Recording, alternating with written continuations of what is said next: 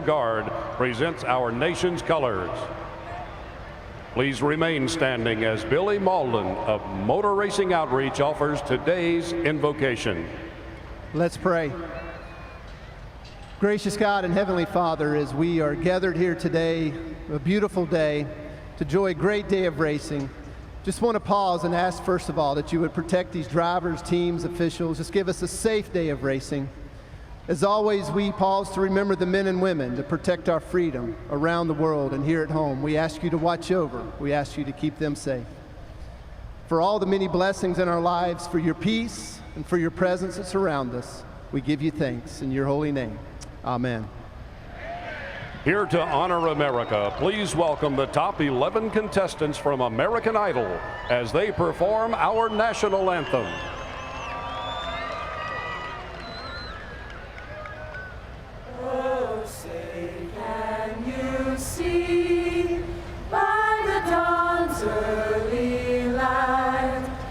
So proudly we hailed at the twilight's last gleaming, whose bright stripes and bright stars through the perilous fight o'er the ramparts we watched were so gallantly streaming, and the rockets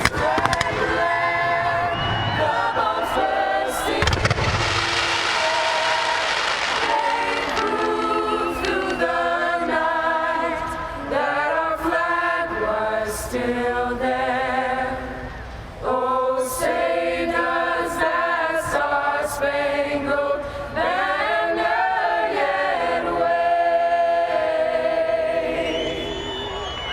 for the land of the free and the home of the brave.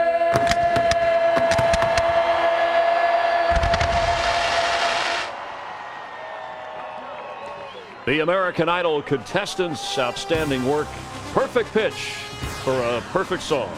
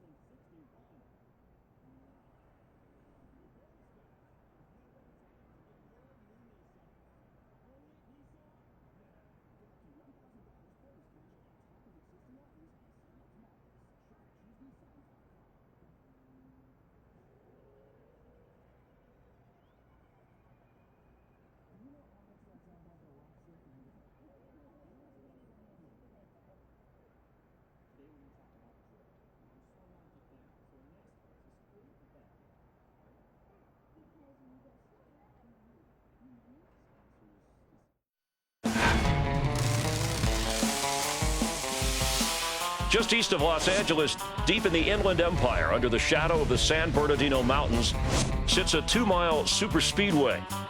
Built on the abandoned Kaiser steel mill, which once manufactured some of the ships our allies used to win World War II.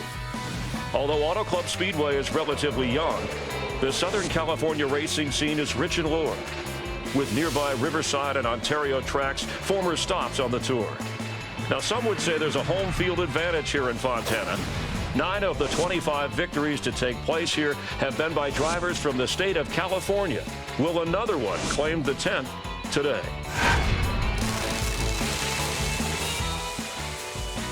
Brian Vickers unable to race today, so giving advice to Brett Moffitt, who is running in his first race here in Cup at Auto Club Speedway with Michael Waltrip. Chris Myers back live trackside. This is a unique track in turn 1. They have a speed monitor, Michael, that during the race, drivers don't have speedometers on their cars. They can see RPMs, but they get to see what speed. Some of them say they get a little intimidated. I'm telling you, can you imagine dropping off into turn 1 and looking up and seeing 204? That's some of the speeds we're going to see today. Well, watch closely. In the movies, the director yells action. The Auto Club Speedway does it the NASCAR way. So we take you down to the track live here in Southern California. Race fans, it is time for those most famous words in motorsports. Here to give the command, please welcome the top 11 contestants from American Idol and American Idol Season 14 in-house mentor, Scott Borchetta. Drivers, start your engines!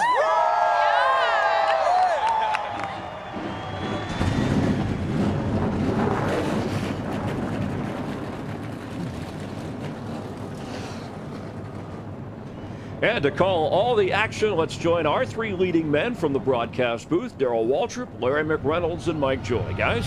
Thanks, Chris, and hi, everybody. Darrell, California Speedway is wider than some of this area's famed freeways. You can run down on the bottom the short way around. You can surf the wall right up on the high side. But how do you find this track's sweet spot, and how does it change through the day? Yeah, you know, Mike, great athletes, they adjust. They make adjustments. And one of the things you're going to find today is the track will change. There'll be grip down low, and that's what they're looking for is grip. You race the stopwatch. You listen to the spotter. You listen to the crew chief.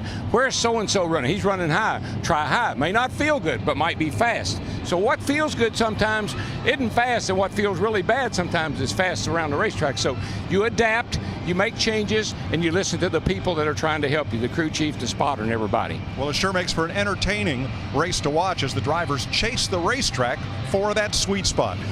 Larry, are we here to see if Kevin Harvick can complete the West Coast sweep, or are we here to see if he can get beat? Yeah, it's hard to believe, Mike, Darrell, that we're only a month into this new season. And in the storyline, can anybody beat Kevin Harvick in that Ford team? And I think the answer is yes. I think his teammate, Kurt Busch, and in only his second race of 2015, I think he can be the guy. But remember the Toyota driver drought, the trips not going to victory lane. I think when I look at David Reagan, when I look at Matt Kenseth, when I look at Denny Hamlin, all of them are starting up front. They could be the guy as well today. There will be plenty of contenders for the checkered flag today. Glad to have you with us for today's Fox NASCAR coverage as the sun breaks through in Fontana, California. 400 miles ahead with NASCAR on Fox.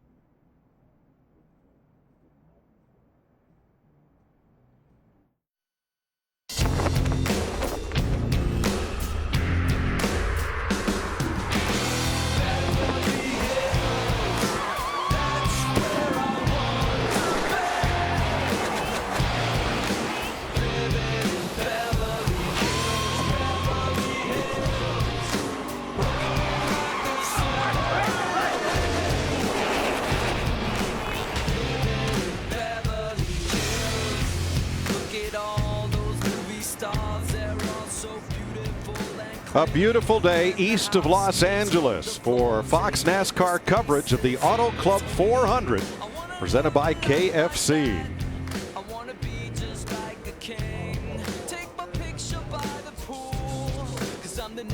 What a great sight. 43 cars at the ready and a full house, sellout crowd today at California Speedway. A lot of pre-race activity for fans, both on track and behind the grandstand. They've been entertained. Now things are about to get rolling. Let's get late-breaking stories from pit road. Let's begin with Jamie Little. Well, Mike, when it comes to today's race and racing in Southern California in general, you can't talk enough about Kevin Harvick, who considers this place his home track. And I talked to Rodney Childers, his crew chief, and he said being here with Kevin is just different. He has more fans, and as a crew chief, he signed more autographs here than at any other place. And it's because of that. He said he feels a little bit of extra pressure to help his driver get the win here and complete that West Coast sweep. Remember, Kevin Harvick won yesterday. Today, he has another great shot. Matt? Jamie feeling that pressure during the offseason. Brad Keselowski circled Auto Club Speedway on his racing calendar as a problem place. Now, Chris Myers mentioned he's never scored a top 10 finish here. His best finish is 18th, so he swapped Saturday's Xfinity races with Joey Logano, trying to get more seat time, trying to get more comfortable racing up near the wall. Now, he qualified in the 8th position, and he told me moments ago before the cars rolled off, he's got about a 5th to 7th place car. Changes this morning he thinks will help make it a top 3. Chris Neville? Well, Matt Kenseth won 7 races in 2013, but they've been winless since. And speaking with crew chief Jason Reckler, he said 2015, we're better off the truck. We're better in qualifying. However, the place we need to improve is predicting which direction the racetrack is going. Still 5 races in, and we feel like we're one step behind. Mike? Thanks, Chris. That's finding that sweet spot that we talked about. And one car has not left the starting grid. That's Jeff Gordon.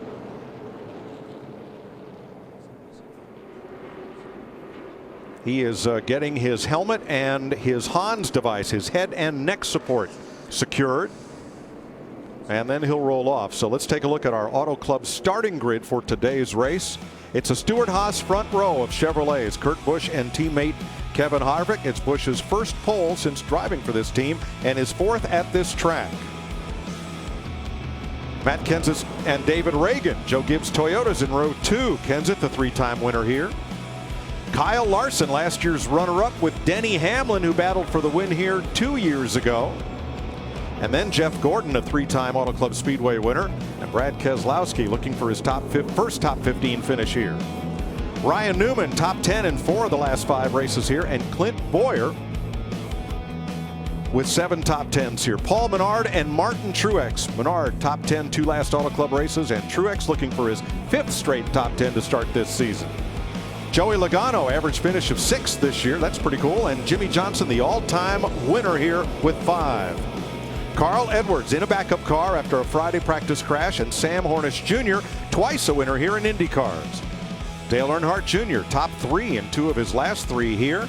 And A.J. Allmendinger, California kid with top 10 in 2 of the last 3 this season.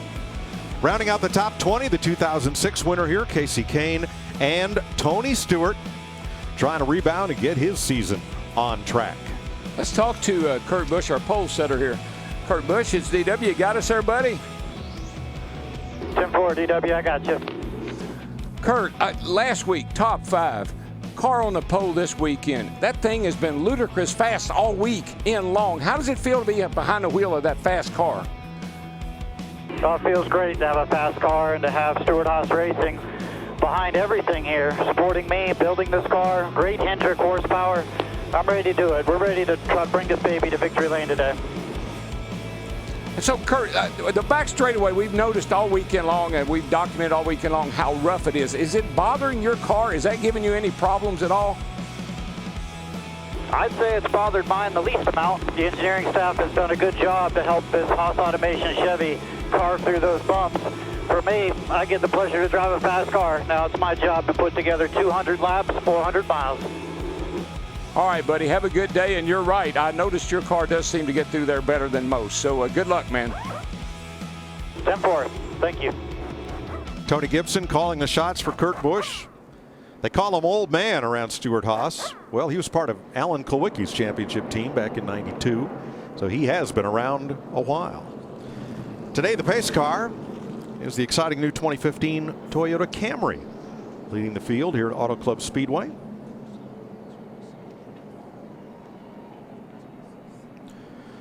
What do these Sprint Cup Series drivers think about racing in the Golden State here in Southern California?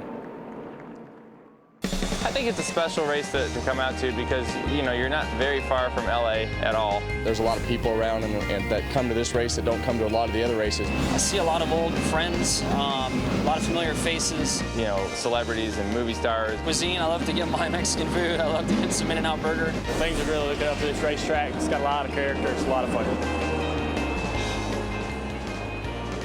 Eric Stonestreet from Modern Family driving the pace car today. He likes to hang out on Kevin Harvick's pit box. Last time he was here, Harvick won. Dwight Yoakam will have the green flag in hand when we get ready to start this race. Here are today's Ford EcoBoost track facts. The lowest starting position by a winner here, 31st. That was Matt Kenseth back in 2009. And we've talked about the asphalt surface here. Last repaved in 1996, the oldest asphalt surface on the schedule. Those are your Ford EcoBoost track facts by Ford. Go further. Brett Moffitt now registered as a Sunoco Rookie of the Year candidate as he gets into the seat for Brian Vickers and heard this. Certainly feel fortunate to have you in our Jansen Toyota Camry today. Plenty of time to learn, work on this and get better. Just take what the car will give you all day. Thank you. Really appreciate this opportunity. You'll have another good day like we did in Atlanta. In Atlanta, Moffitt filled in for Vickers, finished top 10. That got him a ride with Front Row Motorsports.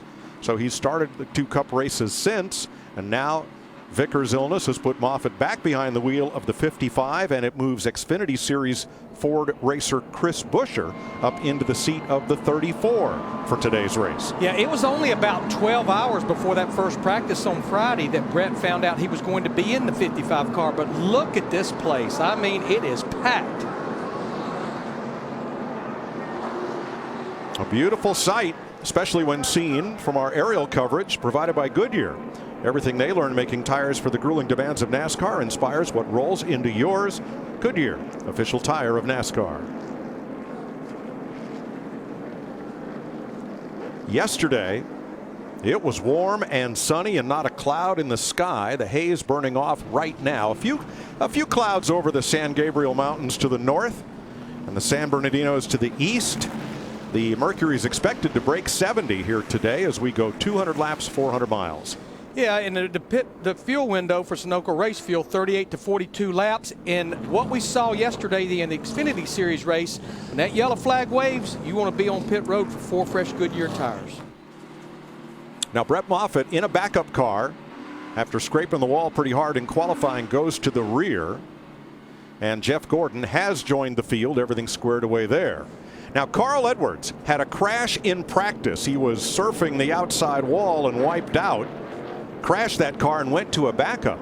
But because, well, we'll have a look at it, but because he went to a backup car prior to qualifying and qualified with the car and engine he intended to race, he does not go to the back. Here's Edwards. Yeah, he just gets loose. You see him, and he told me after this happened, he said, if I had it to do over again, I would have locked it down and spun it out. But I thought I could save it. I was on a qualifying run. I was on a flyer. Thought I had it, got away from me, put it in the wall, had to get out the backup. 43 cars at the ready. Turn 4 in sunny Southern California. Yeah, well, our honorary flagman down there, he says they're 1,000 miles from nowhere, but we're only 400 miles from Victory Lane right here. So, with that said, he gets a green flag in the area. Boogity, boogity, boogity. Let's go racing, boys. And yes, Danica.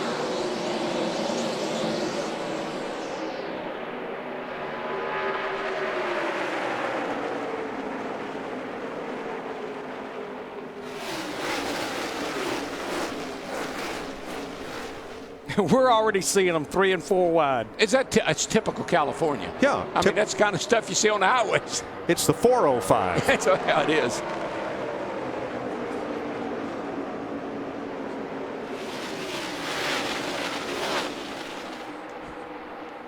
Lap 1 and off turn 4, Kurt Busch comes flying well ahead of teammate Kevin Harvick. And it was Denny Hamlin who was working that high side way up near the wall that entire lap. Now he goes to the bottom. No surprise to see that 41 car jump out there like that, Mike. We all through the weekend, his practice, qualifying speed, and everything has been a little bit quicker than anybody on the track.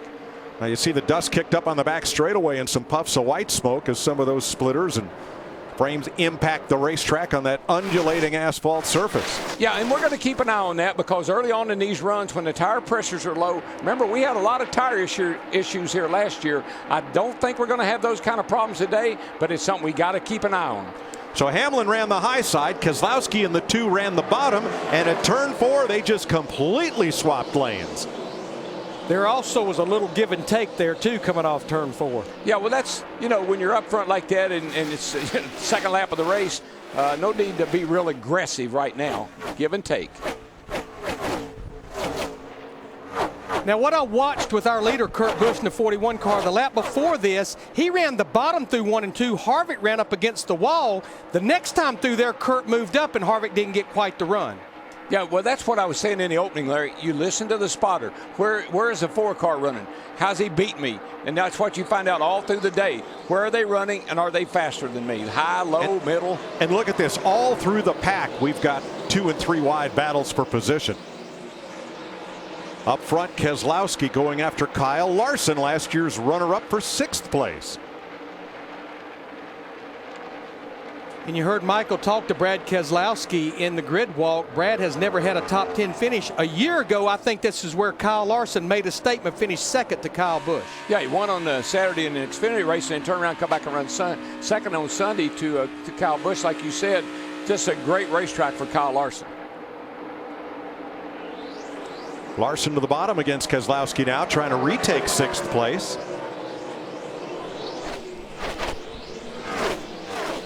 And Mike, it doesn't take long. 4 or 5 laps here, pressures come up a little bit in the tires. You know what you got, and you know what you got to start working on. It doesn't take all day long to figure out, hey, I'm tight, I'm loose, I need help here, I need help there. These drivers know right away.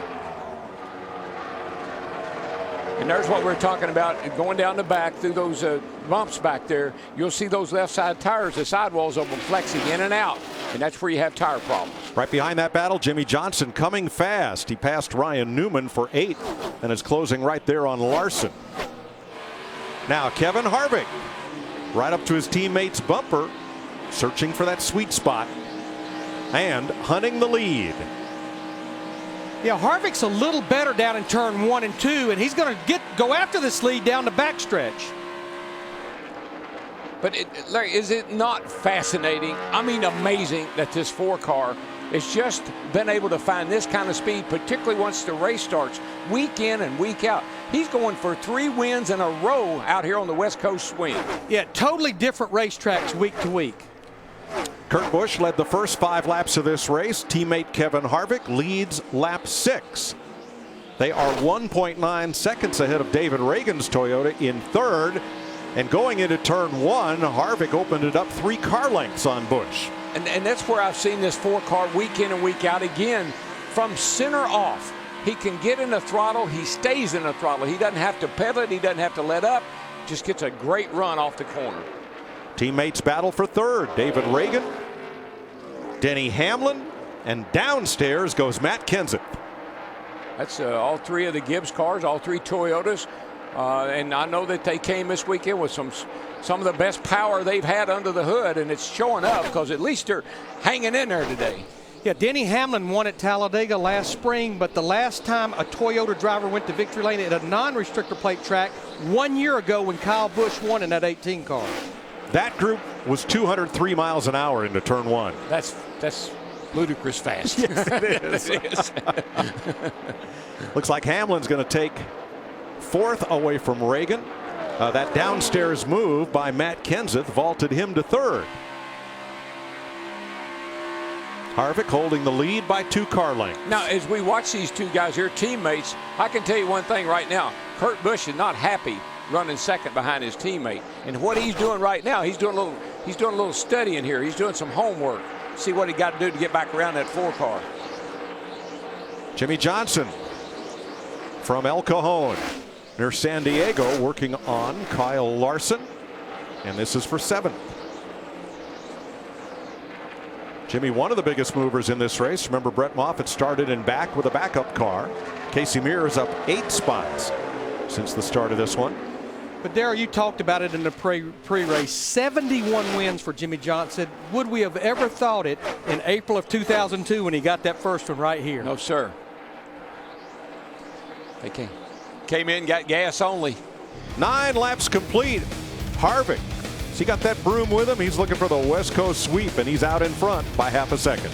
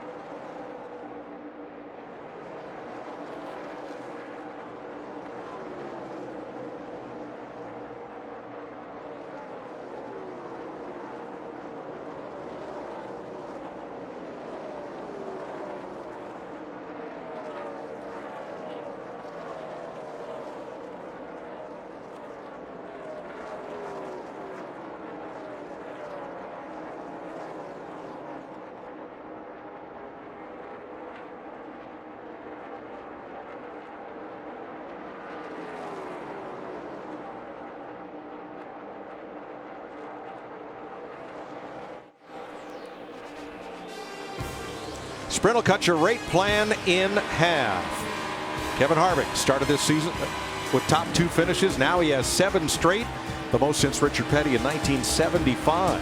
Bring Sprint your Verizon or AT&T bill, turn in your own phone. They'll cut your rate plan in half at a Sprint retail store or at sprint.com/half price. Mike, next Sunday, don't forget, we'll be at Martinsville.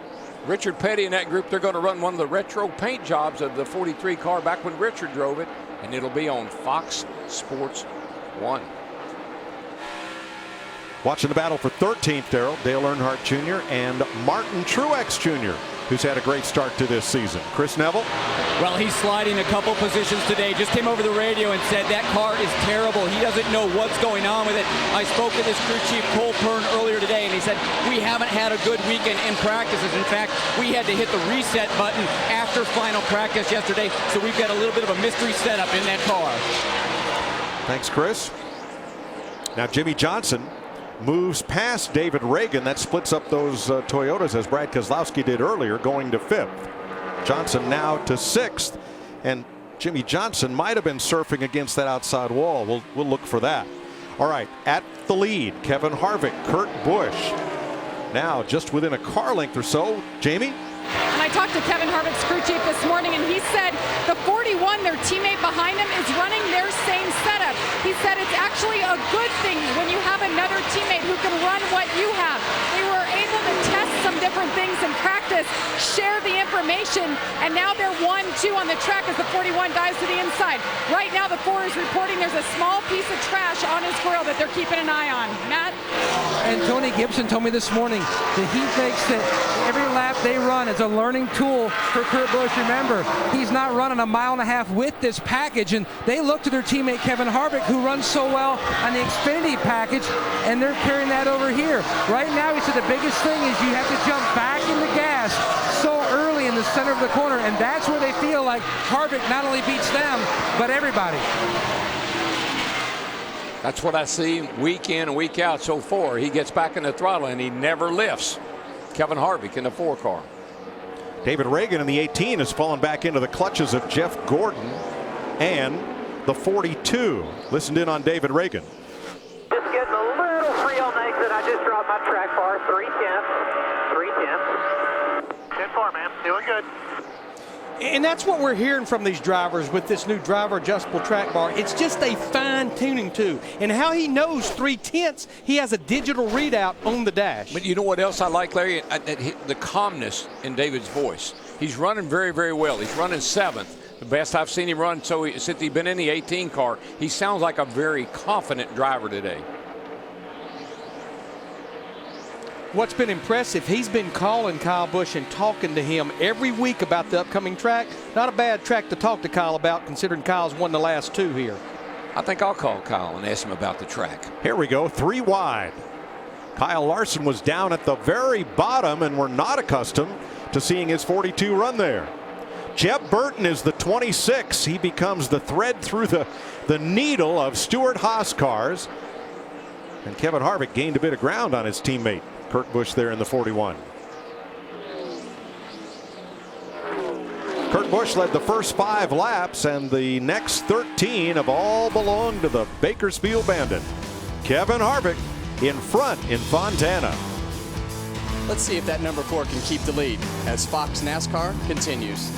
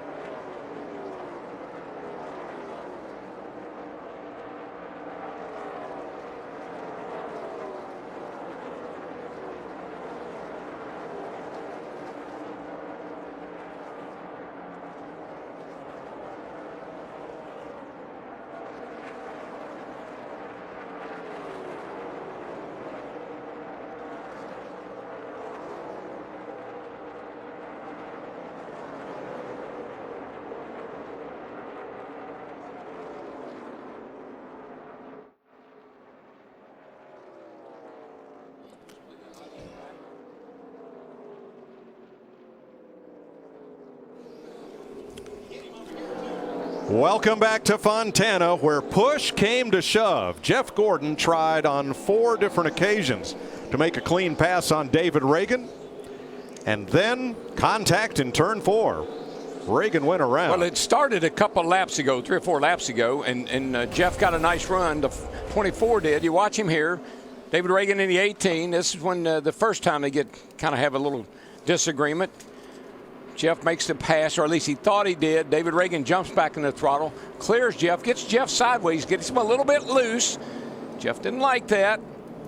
And then to let David Reagan know that Jeff didn't like that. They were fighting for 7th place. All right, let him know now the bumper. I tried it the easy way. Now it's going to be the hard way for him. And that was about 5 laps ago prior to this caution flag. First yellow flag of the day at lap 23. The Auto Club 400 presented by KFC is sponsored by the Auto Club. We're always with you. And by KFC, the world's best chicken. How do you, KFC? Caution flag out early here as Jeff Gordon and David Reagan get into it up in turn number 4 while battling for 7th. Pits will be open this time. They'll be open and they'll be very busy because right now we have 36 drivers on the lead lap. We've run 22 green flag laps. It'll be for sure 4 tires for every driver, fill it up with Sunoco race fuel, and possibly a lot of adjustments for most of them. I'd say you're right about that. Maybe a little wedge because I'm going to look pretty loose. David Reagan will be the guest on NASCAR Race Hub tomorrow. Can't wait to hear his take on what just happened. J.J. Yaley gets the free pass. Pit road's open. Chris. And Matt Kenseth's crew up on the wall. Matt Kenseth saying that car a little bit tight early on, then it frees up after about 15 laps. But overall, he's happy with the balance of the 20 car. Jamie? And Kevin Harvick saying he's a little bit tight into 4. Denny Hamlin a little bit loose off. It'll be 4 tires for both cars. The 11, small air pressure adjustment to the rear. Kevin Harvick, small air pressure adjustment to the front. Matt? And Tony Gibson reminded his guys about how early they can jump to not get a penalty. Busch says that the changes they made on the 41 car overnight have really helped, especially off turn 4. But near the end of that run, it was starting to go through another change, the free side. Tony Gibson, significant air pressure change on the left side tires to try to give Busch more grip. 2 things I saw there. Kevin Harvick's 4 team had some trouble on the left side. Kurt Busch in that last pit box leaving could not get going. Great stop for Matt Kenseth's crew.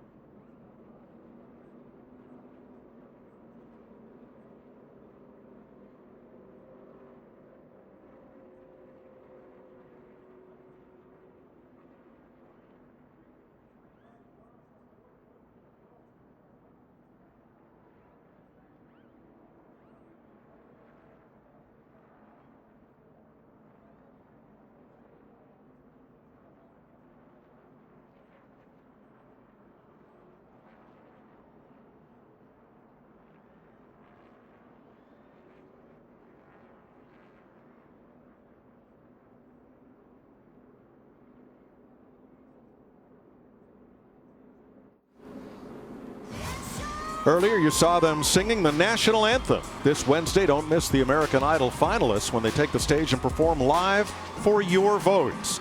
American Idol back on its regular night, Wednesday on Fox.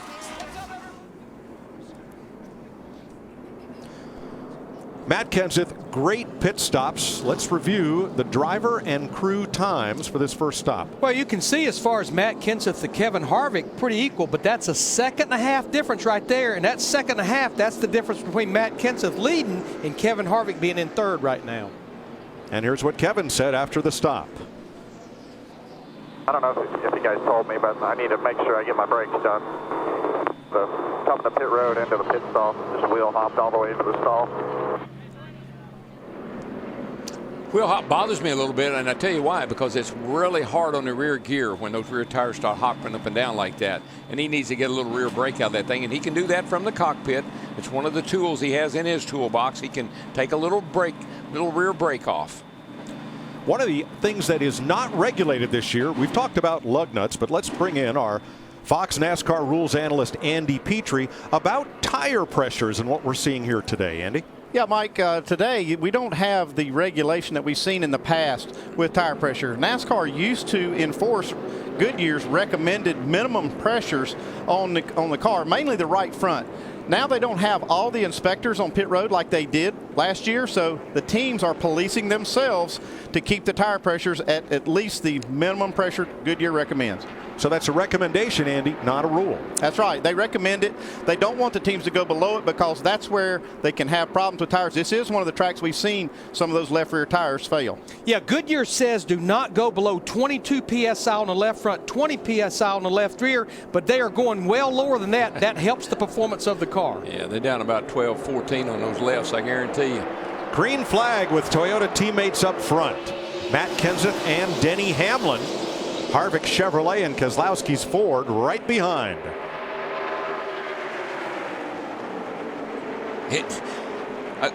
It looks exactly like the 10 out here. I mean, Interstate 10. Interstate 10, yeah. Less cars here, Darrell.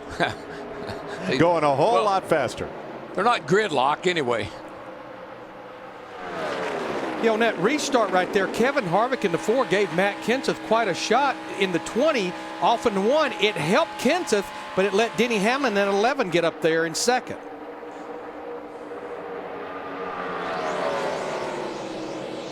Two Toyotas, 2 Chevys, and the Ford, and we'll go back to 6th place where Dale Earnhardt Jr. battles the 22 of Joey Logano. That's Earnhardt up high in the 88 with Jeff Gordon.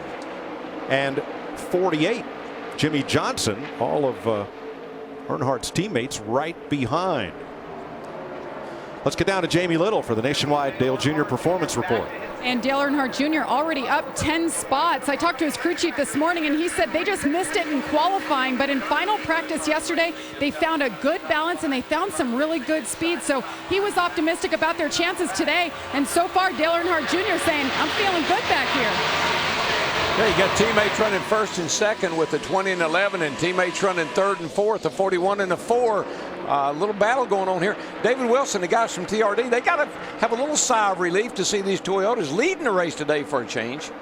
Yeah, because this is the home game for them just down the road in Costa Mesa, California. Matt Kenseth has the lead because of a great effort by his pit crew. They picked up 3 spots on pit road on that first stop of the day. Chris? And Mike, all of these teams spending a little extra time on the West Coast. His over-the-wall crew this week went down to Coronado where the Navy SEALs do their training just to do some team building down there. Had a great day at that facility going through some of the exercises that our Navy SEALs do every day.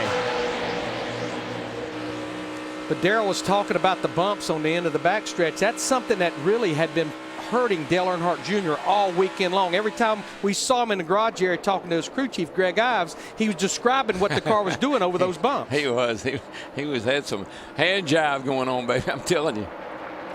This is looking like Noah's Ark off turn 4. Joe Gibbs Toyotas 1-2. Stewart Haas Chevys 3-4. Penske Fords 5-6. Hendrick Chevys 7-8. And look at Ryan Newman in that 31 car back there in 10th. Ryan Newman back-to-back third-place finishes. It took him all the way to the end of June last year to get his first top 5.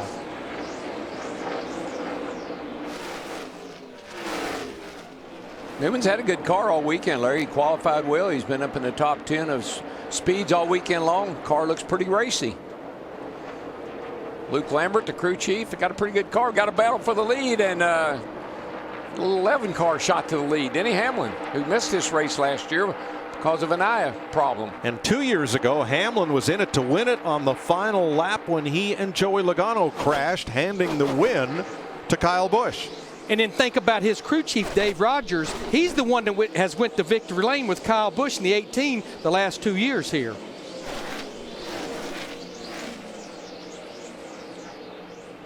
Darrell, the 11 and the 20 keep playing flip-flop with the lead. Is that going to bring those two Chevys right to them? You know, sometimes once you get out and kind of break out that bubble of air that with the cars behind you, you can kind of do what you want to. You see Denny running up high in the 11. You see Matt down low in the 20, coming up and falling in behind him, get a little draft. He'll pick up some draft down the front here. Should be able to close a little going into turn 1. Then you decide, do I want to run high? Do I want to run low? That's the thing, the beauty about this racetrack. You can go where you want to. And that front four now has company. Brad Keselowski in the number 2 Ford rounds out the top 5 and is closing, Matt. Mike, you touched on the fact that last year there were a lot of low pressure issues that resulted in flat tires. Team Penske, between the 2 and 22 cars, they had 5. Now, Goodyear brought a tire out of the left side that has a much stiffer sidewall. That's helped, but also Team Penske, like everyone else, still pushing that edge, still pushing that envelope, but they don't feel like that's going to be an issue today. But they did make an air pressure change to try to tighten up the 2 car for Keselowski. Way too free on exit. 10th place Jeff Gordon dealing with Paul Menard. Menard made the top dozen in qualifying. Had a strong car that put 2 Richard Childress cars in the top dozen. He and teammate Ryan Newman. And this track is fast enough, and with these smaller rear blades, you want to drop down underneath the guy and get some air on the nose of your car to make it turn. So when you see one guy go high, you don't necessarily follow right in his tire tracks. You want to do what Paul Menard right here did. Drop down, get some air on the nose of your car, make it turn. Hopefully you can make a pass. Yeah, and the blade, of course, is that big rear spoiler across the back of the deck leader. It's Toyota time in Fontana as Denny Hamlin and Matt Kenseth lead.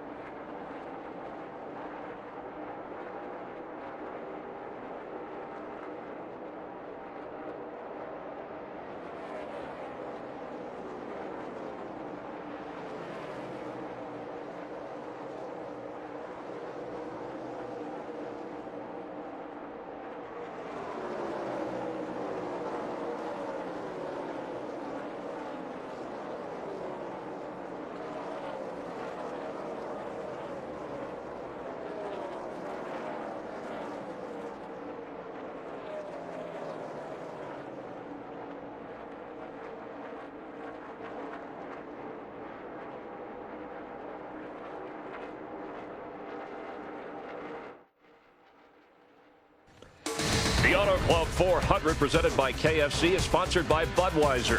Budweiser still brewed the hard way. This Bud's for you. Lap 39 of 200 at the Auto Club Speedway. Let's take a look at the Toyota top performers of the race and the speeds that they are hitting. And Denny Hamlin, Matt Kenseth out in front. You see Carl Edwards. Carl Edwards, by the way, best Toyota finisher at Phoenix last week, who was 13th. And when you know, Michael, it's been 30 races since the last Toyota victory. That was Hamlin at Talladega. Yeah, and there was a lot of concern over these cars' performance at Phoenix last week. But Denny Hamlin told me last night this is a great car in the long run. To see him get the lead this early in the day means good things for this team. Take it away, guys. Thanks, Michael. Hamlin with 1 second on teammate Matt Kenseth, another 7/10 back to Kevin Harvick and Kurt Busch. Joey Logano, now the first Ford in the race. He is 5th, 4 seconds back. Teammate Brad Keselowski, another half second behind him. Yeah, and you know, I felt like Danica would have a good run today. I think she's got a top 10 that she may be able to pull off today. She likes this place finish, 14th here last year. Talking to some of the people working on the car, very similar to what her teammates are, very similar to the 41 and the 4. Having a pretty good go of it right now, Jamie. She is. She started the race 22nd, now moving up. She's in 13th now. I just talked to the team. She's pretty happy with the car. Before that last pit stop, she just said it was much like it was in practice yesterday, so it's what to be expected. She's just getting a little bit tighter as the run goes on, so no surprises and pretty happy at the moment. Thanks, Jamie. Right behind her comes Brian Scott, about 2 seconds behind in the 33, the little Joe Falk car, fielded with the RCR equipment, up from the Xfinity Series and doing a strong job today. Yeah, and he's actually made up 10 spots since that last restart. So Slugger Labby in that group, the adjustments that made on that trip to pit road going in the right direction. Now on the caution, back to that in a minute, because second place, here comes Harvick. He's going to power past Matt Kenseth and split up the Toyota duo at the top of the chart. Harvick in second. Now the first caution of the day came at lap 22 as Jeff Gordon tangled with David Reagan. No damage on Reagan's car, though he lost a lap in the pits, getting things squared away. Gordon currently 12th. Matt? Mike, there are 2 fast lines down in 3 and 4. Up by the fence and then down hooking the apron, and Gordon said his car was way too tight the first run to try to even run that apron, and it hasn't gotten any better. We're just pathetic. We're going to need to work on this big time. I don't know, we're worse now than we were. Tight? Oh yeah, just way tight. Mike, think about it. He had problems before the race even started. Had trouble with his helmet. I don't know what they had to change out down there, Hans. Then he has a little issue with David Reagan, and now the car's not doing what he wants to do. So he's got to be pretty frustrated right now. Jeff Gordon in the 24. And he is 12th behind this duo of Richard Childress cars. You can almost call it a trio. Martin Truex there in the 78. They are aligned, affiliated with the Childress group. Ryan Newman in the 31, Paul Menard in the 27. This is 9th, 10th, and 11th, about 10 seconds off the lead. But when you look at Martin Truex Jr. in that 78 car, remember Chris Neville reported that he did not like his race car. I think Cole Pearn and that group, they've made the right adjustments. Now he's back inside the top 10. Got a nice race off turn 2 back there. The 41 car, Kurt Busch, around the outside of Matt Kenseth in the 20. As I watched our timing and scoring, that 4 car is getting stronger and stronger, and he's starting to close the gap down on our leader as well. So looks like the 4 and the 41 have got pretty good cars on the long run as well. Yeah, Kevin Harvick's running 40.95. Everybody else in the 41 second bracket. Kevin Harvick within a second and a half of the race leader, Denny Hamlin, and the Joe Gibbs number 11 out front. Stay tuned to Fox NASCAR to see if I'm the one that rolls into victory lane.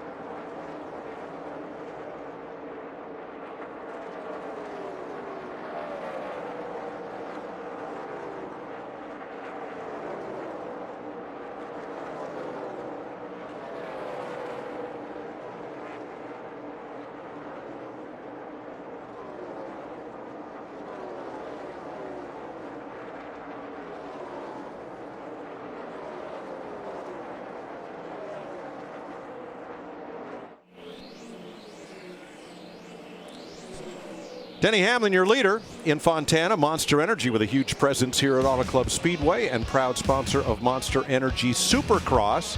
You can catch all their action only on Fox Sports. 49 of 200 laps complete, and Hamlin's advantage over Kevin Harvick has stabilized at 1.7 seconds as Harvick has been caught in some race traffic. Lap times are pretty well leveled out too, a 41 flat to a 40.95. So the progress of the 4 has slowed down a little, and Levin's been able to maintain pretty good. Like Michael said, looks like a pretty good long run car Denny Hamlin's driving today in the 11.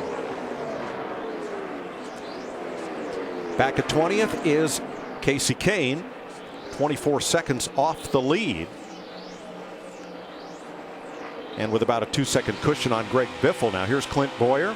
He is 19th, 23 back, and a second ahead of Boyer. In 18th place will be Tony Stewart in the 14, Matt. Mike, a week ago at Phoenix, he climbed inside the top 10 before an incident took him out. Right now, Tony climbed about 5 spots after the start of the race, but then the car went to the tight side. He has settled back into the 18th position. His biggest issue is on exit. He even tried the track bar adjuster, Jamie. It hasn't helped. Carl Edwards, tough weekend. Remember, he's in a backup car after a practice crash. He has not finished in the top 10 yet this year, and he told me before the race, if they can finish in the top 10 today, it would be like a win. But so far, he's not going anywhere fast. The balance is good. They're just down on speed, Mike. Thanks, Jamie. 16th is Eric Almirola, racing for Richard Petty. Spent the week snowmobiling out Colorado, Montana, well, somewhere with a lot of snow. He is 22 seconds off the lead in 16th. I can't wait till next week. They're going to run a retro paint job on that 43. I'm looking forward to that. It'll bring back a lot of great memories. Danica Patrick, currently 15th. That's right where she began on the last restart, in 15th place. And Kyle Larson also running right where he restarted, in 14th. Yeah, I don't think he's as good this run as he was that first run. Of course, he started the race in the 5th spot. Ryan Newman, after running for a while with Truex and Menard, now has dropped to 13th spot. He restarted 10th. Right in front of him, Jeff Gordon restarted 7th. You heard him complaining about his car because he is now 12th, 18 seconds off the lead. Brian Scott having a strong run here in 11th for Joe Falk. Brian Scott's doing really well in the Xfinity Series. I think that it really pays off from what these guys tell me. Racing on Saturday helps you on Sunday. And here's Paul Menard in 10th. Chris? He's put together a great string of races lately. He's got 3 top 15s in a row, running 10th right now. That first run, he said that car a little bit too tight in the center. After that pit stop, he said, hey guys, we're making great progress here. If anything, I just need it to get off the corner a little bit better. Menard in 10th. Martin Truex 9th. His lap times are just about a 1/10 of a second off the leader, 13 seconds back of the front spot. And Jimmy Johnson, who was surfing the wall early in this race with his right rear quarter panel, kind of the West Coast version of the Darlington stripe, if you will. Johnson is in 8th. That's where he restarted. He's 11.5 back. Yeah, he made some big moves to start the race, but this is where he's kind of just fell into right now back there in the 8th spot. Dale Earnhardt Jr. is 7th, 10.5 seconds from the lead. That's 2 spots up from where he restarted. And Brad Keselowski has dropped to 6th place. He is 10 seconds back. Another one of the 12 drivers that did double duty. I think Kevin Harvick has proven that if you can run that Xfinity race on Saturday, it can pay off on Sunday. That's what the guys say, for sure. All right, let's move into the Fast 5. Matt Kenseth in 5th, restarted 1st.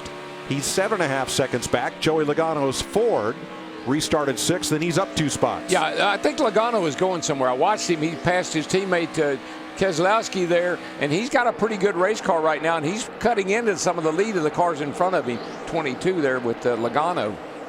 Kurt Busch restarted 5th. He's up 2 spots to 3rd, 3.5 back in his Chevrolet.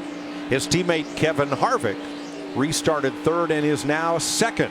He is 1.7 seconds back of Denny Hamlin, who restarted 2nd and is now the race leader. We're just past the quarter pole in Fontana, 56 laps complete.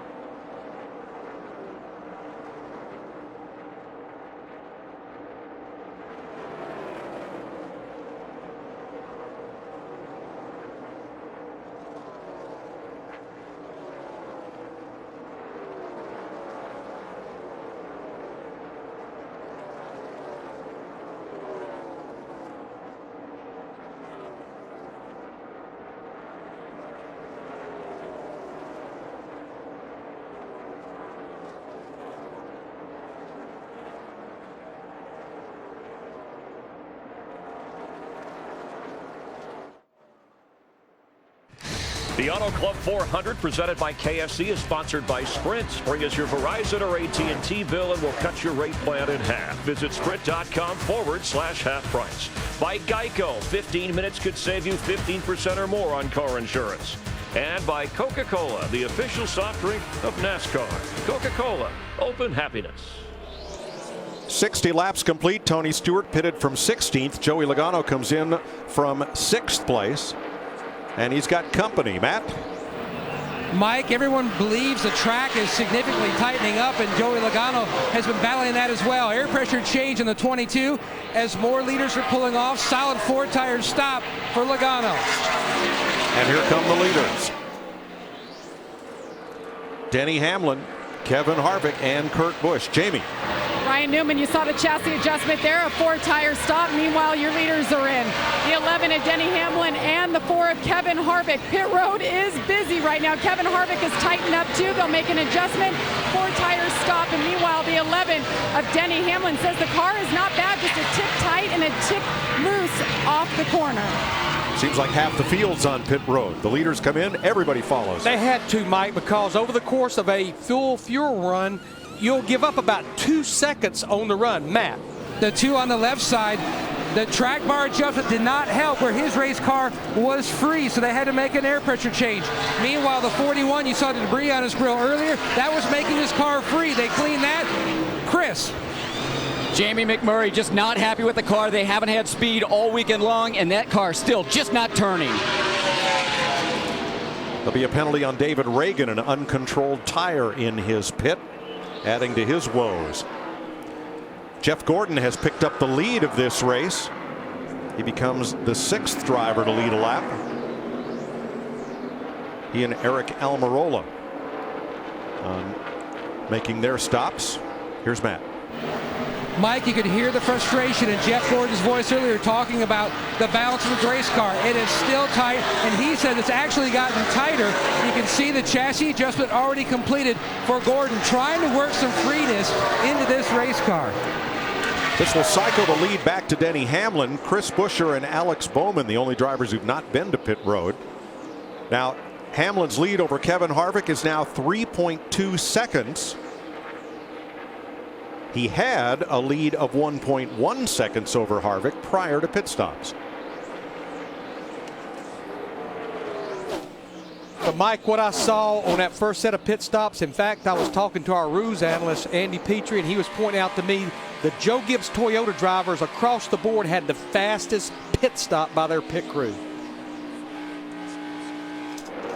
Let's have a look at our cycle of green flag pit stops. Now this is the 2 laps, including the trip to pit road, and you can see right there, look at all the Joe Gibbs Toyota drivers on this sheet right there. And yeah, a lot has to do with their coming on to pit road and leaving, but a lot has to do with what's going on with their pit crews as well. I think one thing that's really helping Matt Kenseth is he's got the first pit box in off the racetrack. He's really able to come down, and he doesn't have to go all the way down pit road. He gets in his box and he gets out of there, making up some time where his pit box is. Now he's currently the 4th place car, 6 seconds back of the race leader, his teammate Denny Hamlin in the number 11 Toyota. David Reagan rolls through to pay his pit stop penalty. Lugs fly on pit road, but we stay green with 64 laps complete.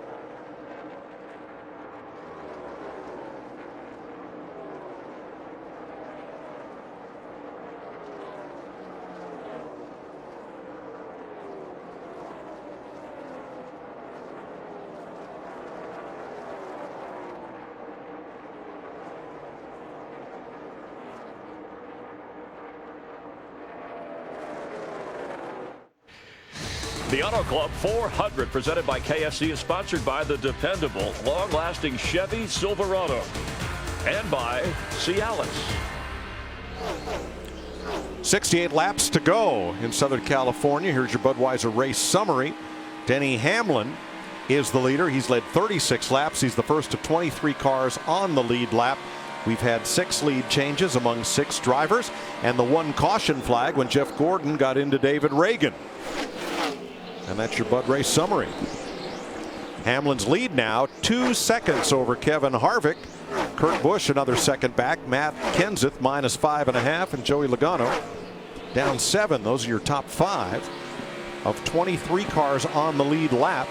Casey Mears in the free pass position, 1 lap down. AJ Allmendinger reported as losing a cylinder. He's a lap down. And on that pit stop sequence under green, Matt DiBenedetto, uncontrolled tire. David Reagan, uncontrolled tire. And Alex Bowman, too fast entering pit road. In the penalties for all of those under green, they have to do a pass through. They just have to come back down pit road at 55 miles per hour and then go back out on the racetrack. Jeff Gordon trying to close a 25-second deficit on the leader, passing Ryan Newman. Yeah, it looks like they helped his car, though. Made some good adjustments on it, and he's up to 12th. Just went by Newman, and the car looks a little bit faster than it did before this last go-around of pit stops.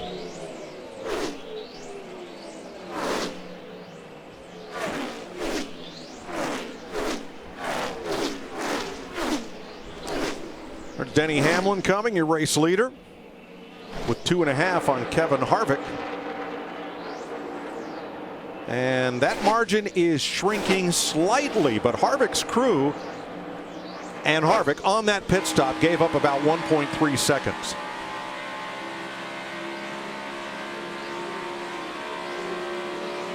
See what kind of RPM we got here, Larry, going down toward turn 1. Look at the miles. No, I didn't even want to notice that. I just want to look at RPM, man. 200 miles an hour in the race. I don't know if you folks at home can put that in perspective or not. This is a car like you drive down the highways. It's a very similar car like you drive down the highway, going around this racetrack at 200 miles an hour. Let's see what it does here at the end of the back straightaway. About 194. Of course, it's a shorter distance down that back straightaway. Well, you get so much speed. Larry, you pick up the throttle in the middle of 3 and 4 down here. You got this kind of sweeping round front straightaway, long way from the middle of turn 4 down to turn 1. That's why this front is so fast. It's a long way, a lot longer. And the reason why this track is D-shaped and the front stretch is rounded is when Roger Penske built the track, this was somewhat of a twin to Michigan International Speedway, and it's so that every seat in the front stretch grandstand would have a good view. If the front stretch was straight, you'd be looking through a whole crowd of people to see the cars as they came off turn 4. But with the curved straightaway, it really improves the line of sight for these fans. And it has a fair amount of banking, 11 or 12 degrees on the front straightaway, where, of course, the back stretch is flat. Someday during practice, I'm going to take you down in those seats, and we'll see just what it's like. Oh, no, I'd rather say I have the best seat in the house. Yes, sitting up do. here. People ask me all the time, what's a great place to sit? I say, I don't know. I never watched a race from the grandstand. I'm assuming up high would be pretty good, though. Watching Denny Hamlin, that 11 car, Darrell, you pointed it out earlier in the race. Last year, he didn't even get to take the green flag because of the eye injury that he had. And, of course, you go back 2 years ago, the wreck with Joey Logano in the closing laps. And when we interviewed him on Friday, he kind of chuckled. He said, I just want an uneventful race. Andy Graves tweeted last night that for him to stay out of the infield care center this morning. He didn't want to meet him over there this morning. And wherever he went, wear a helmet. That's what I said. Wherever you go, wear your helmet and your Hans. Jamie? Yeah, and he's been pretty happy with his car today. He's just happy to be in it, as you guys said. And, you know, you look back to last year, and his crew chief, Dave Rogers, was the crew chief for Kyle Busch when he won here the last 2 years. And Dave told me something interesting this morning. He said, we actually have better speed in this car today than we did here last year. He was optimistic. He was hoping for sunshine. He thought they have a good chance today. Yeah, Jamie, a Dave Rogers prepared car has not finished worse than third here in the last 4 years. Hamlin just lap passed Greg Biffle and Michael Annett in that eggplant and avocado colored car. All right, Jeff Gordon trying to move up, Matt, but he's still 26 seconds back. Hasn't gained a lot of ground here. Able to now hook that bottom down on the apron like we discussed earlier. Gordon said the front side of this run, the car, much, much better. But now it is starting to transition back to the tight side. Alan Gustafson told him, we have a great starting point. We know what direction to go even more on the next stop. Just hold tight. Gordon is 12th, 27 seconds back of Denny Hamlin, who has now led 44 laps. Some of these California kids, a bunch of them pulling for Jeff Gordon.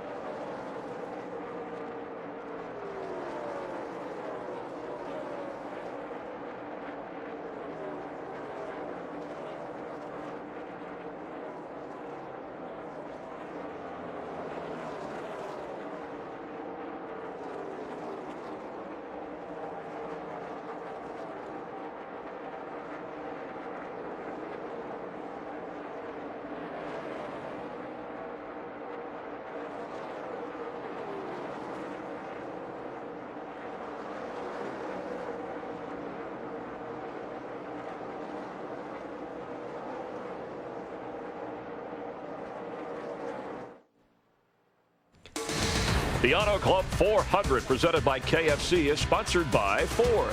We go further so you can. 79 laps complete, only one caution that came back at lap 22. Denny Hamlin leading.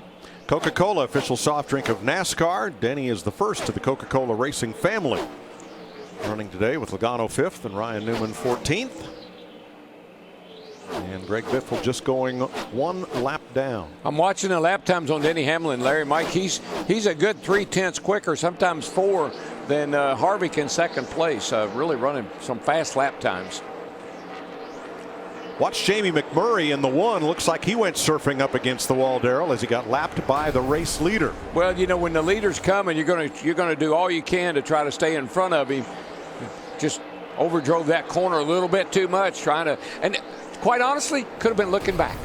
Sometime when the leader's coming, you want to know where he is, you kind of glance back. When you look up, whoops, scraped the wall. Yeah, Jamie coming off that second place finish last week at Phoenix, but they've just not had speed here this week. Qualified 26, now he's a lap down.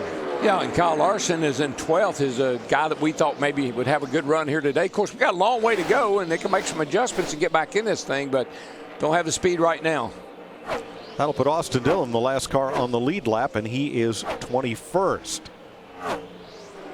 Jimmy Johnson running in 7th place, Chris, 11.5 off the lead.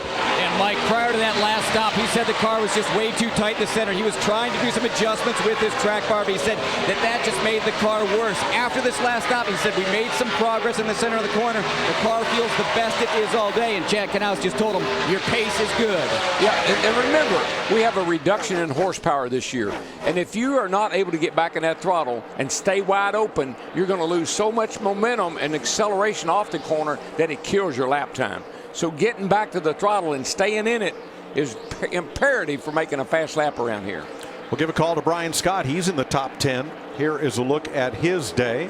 Chris? Yeah, Brian Scott having a great run from 25th on the starting grid. He said that car too tight early in the run, but Slugger Lobby has been making some great adjustment. He says the car right now, the balance is fantastic.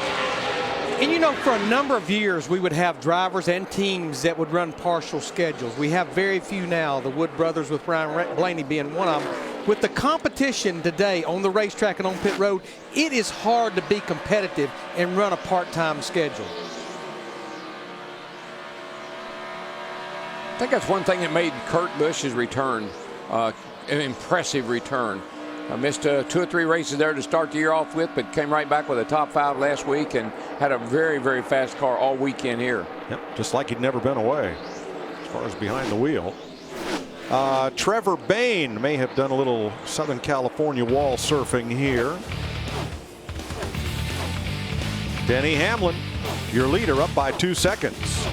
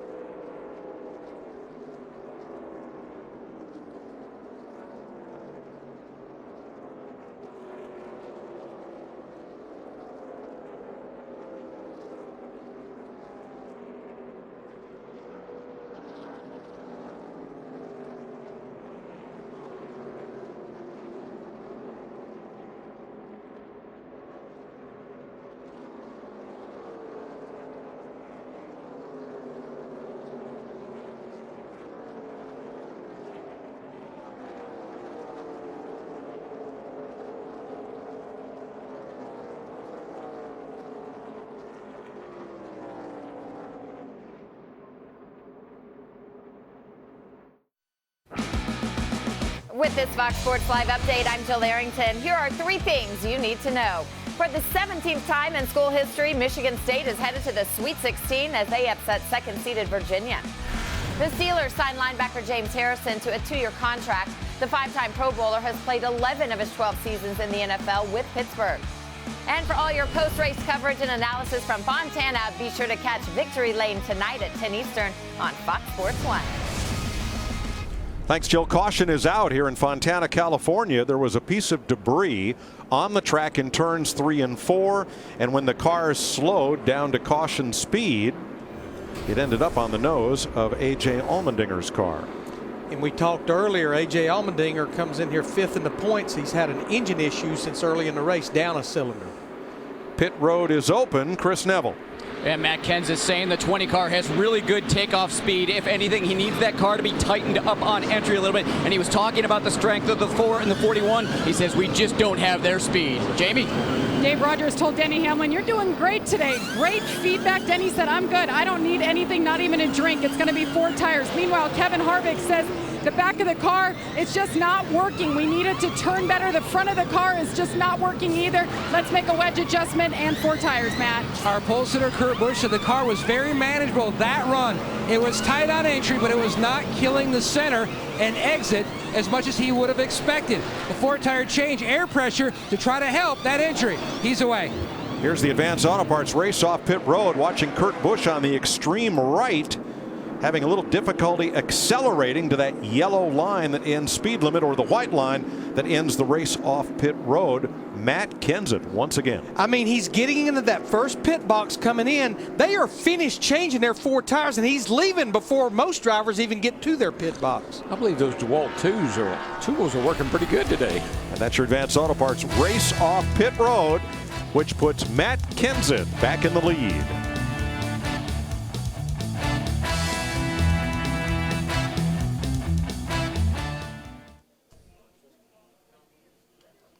Clint Boyer had an exceptionally long stop.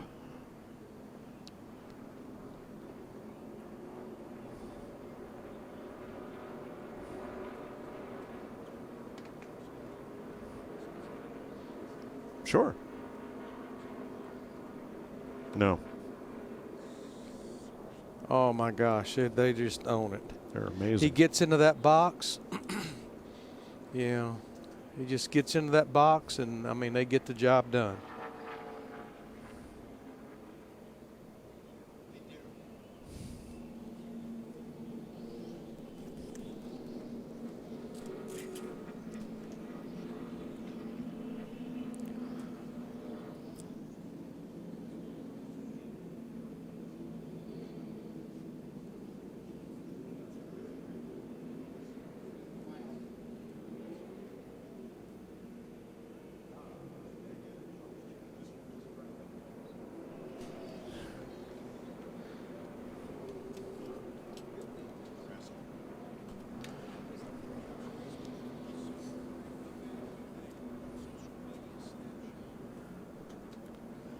Okay.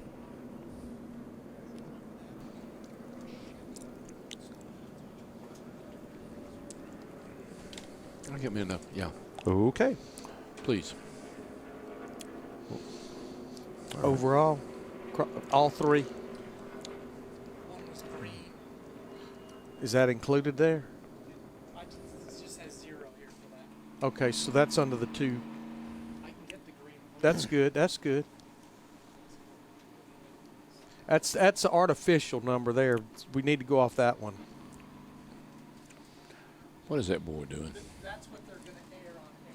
Talking. Okay. That's the 2 caution stops. No telling.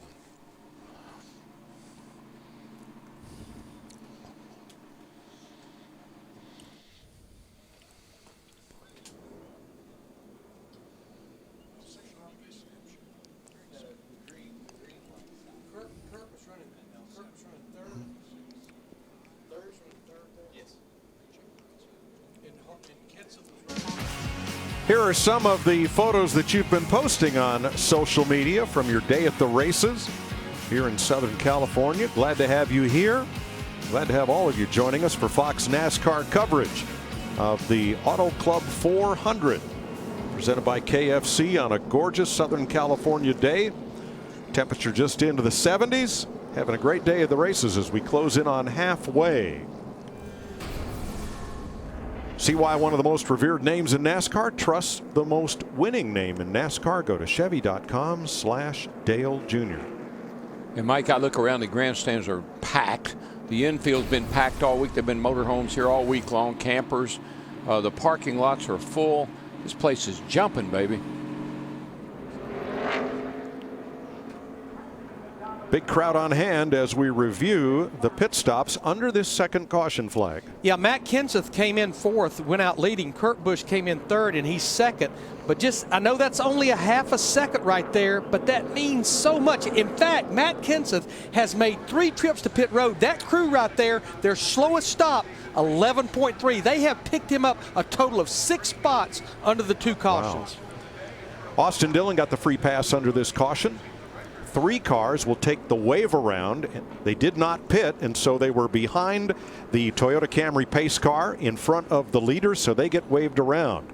Justin Allgaier, Chris Buescher, and Landon Castle thus are back on the lead lap. But Larry, you have to give Matt Kenseth some credit. I know the crew's doing an incredible job. They got to change those tires. You got to give him some credit. You think about through the years when he had the killer bees. Remember him and Jimmy Finning and those guys? I mean, they were the best on pit road. And then he comes over here and they got a new group of guys. Once again, the best on pit road. And notorious for picking that very first pit box coming in. He gets in there, he hits his mark, then all he has to worry about is getting back down pit road. You know what's next week? Martinsville Madness. Yeah, man, paperclip. Short track racing. The old paperclip. The half mile in Southern Virginia is the site of our next race. For Fox NASCAR coverage next Sunday, 11:30 a.m. Eastern Time. And it'll be the first regular season NASCAR race carried on Fox Sports 1.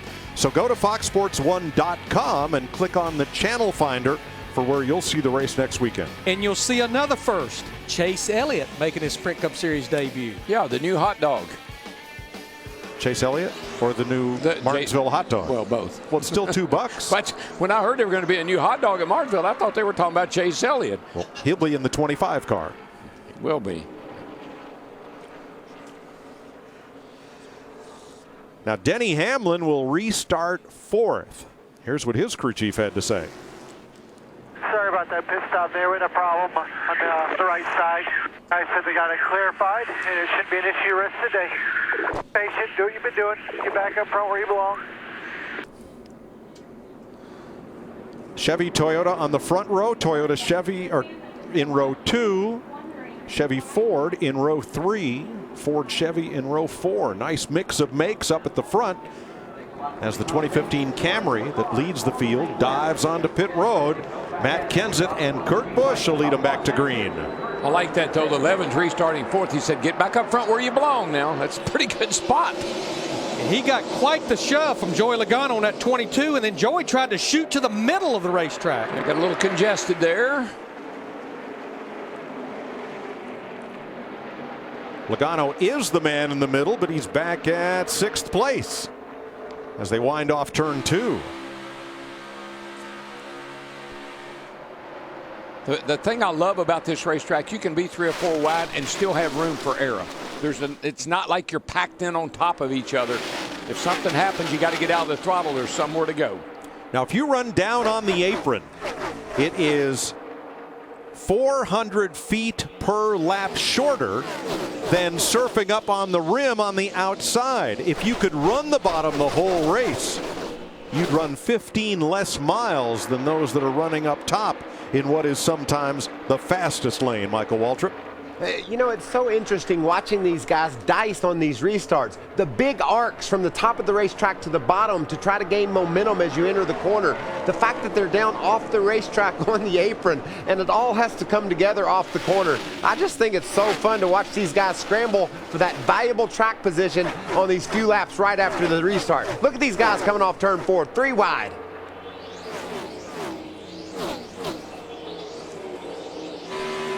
Denny Hamlin and Joey Logano giving each other fits, and who can forget what happened between them 2 years ago here, as one or the other was going to win it, and neither of them did.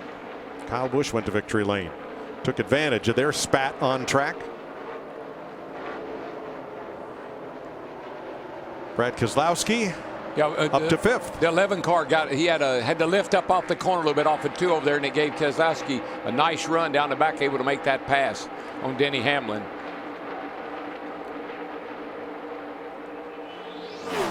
Kevin Harvick in the 4 closing in on this lead battle. Kurt Busch, Matt Kenseth. Darrell, you were talking about the role the driver plays in a good pit stop. I just have to look at that 41 car. What a difference Kurt Busch makes behind the wheel of a race car. I mean, Are you kidding me? Yeah, no, you're right, Larry. I mean, the car was a mediocre car until you put him in it, and then he takes it to the next level. From the minute he hit the racetrack last Friday at Phoenix. There's exceptional athletes. There's elite athletes. And you can't replace the skills of an elite athlete. I don't care if you're playing football or golf or basketball.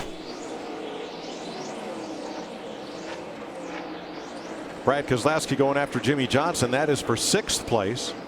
Right behind them, Dale Earnhardt Jr. in 8th place, 3.7 back. Let's get a nationwide performance update on Dale Jr. from Jamie Little. And before that last pit stop, Greg Ives, the crew chief, told Junior, we're about a 4th place car right now, so we're going to keep working on it, and we're going to get it better by the end. And Junior's feedback is we're just not rolling the center of 1 and 2 very well. They made an air pressure and a wedge adjustment on that last stop, and so far it's helped the car just a little bit. Thanks, Jamie. As Kevin Harvick comes through for 2nd. Now 3 laps ago now, Matt Kenseth ran his fastest lap of the race, as did Joey Logano. They're currently 3rd and 4th. But that's why Matt Kenseth he was doing all he could do, and Kevin Harvick is running his back bumper off. He said, look, I'm doing all I can do, and you're a little quicker. You go ahead. No time to be holding somebody up right now. Wow, he pounded the wall there. Now Sam Hornish had some damage earlier, and caution will wave at lap 98. Yeah, that car gotten into the wall a little bit earlier. Didn't look serious, but it does look serious now, I say.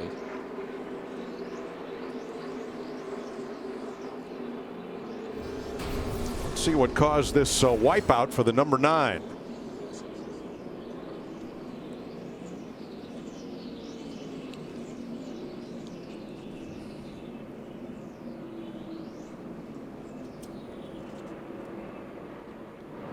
Oh, whoa. Contact.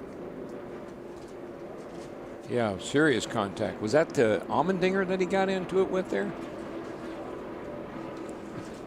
Trevor Bayne, I believe. Trevor Bayne over there in the 6. Now they were racing for about 30th position, 1 lap down.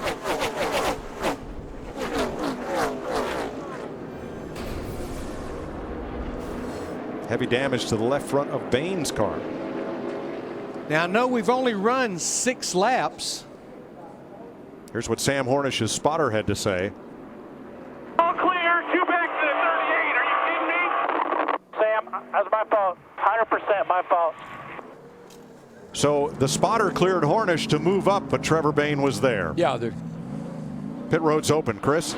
Well, on that short 6-lap run there, Matt Kenseth saying the car just a little bit too free. It's over-rotating in the center of the corner. Jamie. And Kevin Harvick on the last stop, they made a track bar adjustment. He wanted the car better in the front and the rear. And now the onboard track bar adjuster is more effective, saying the car is better. It's a 4-tire stop this time. Matt? Car is better for Joey Logano, but still on the tight side. Possibly an air pressure change for Logano, trying to keep up with the racetrack. Meanwhile, pole sitter Kurt Busch finally had clean air, but he picked up some debris on the grill, so the caution comes at a good time for him. No changes, just tires. Let's see how he gets off pit road now. Martin Truex Jr. with 2 tires, as does Tony Stewart. Will pick up the lead after stops are completed. First time Truex has led today.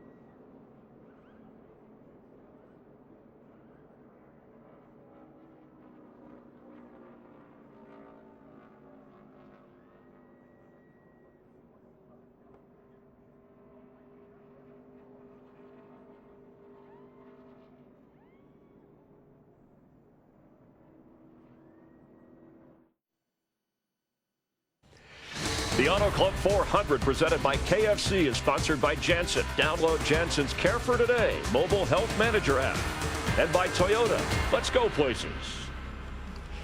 Martin Truex Jr. his first lead of the day, hoping for a 5th straight top 10 finish or maybe even a victory. Time now for the NASCAR on Fox mid-race report from the Auto Club Speedway here in Southern California. Despite the team of Kurt Busch and red-hot Kevin Harvick starting on the front row, Denny Hamlin has led Toyota drivers to their best first-half performance of any race this season, leading 56 laps, more laps than all Toyota drivers combined in the first 4 races of the year. Darrell? Yeah, you know, last year Denny Hamlin missed this race because of an eye problem, but Chris, he's got his sights set on victory circle today. Watch that 11 car. The 11's been really strong, Darrell, despite the fact he's a bit of a smart aleck on pit road to me. I think he's got a great attitude, but watch for Jimmy Johnson. That car's been back in the traffic. He's made some adjustments to it. It's getting better and better. Jimmy Johnson's going to be strong in the second half. Michael, we can talk about focus. We can talk about determination. I see a man on a mission. The winning trophy from Auto Club Speedway goes back to Stewart-Haas Racing on Kurt Busch's hauler. Now, Larry Mack, hold on. Tony Stewart, the co-owner of that team, he's climbed 14 spots in the 14 car. Now he is second. They made a strategy call on pit road, and it really helped balance-wise, they're hoping, but they're really helping get him farther up to the front. More clean air should help Smoke. 2 years ago here in the closing laps, Denny Hamlin and Joey Logano battled side by side and took each other out. Would you like to see a rematch? I would.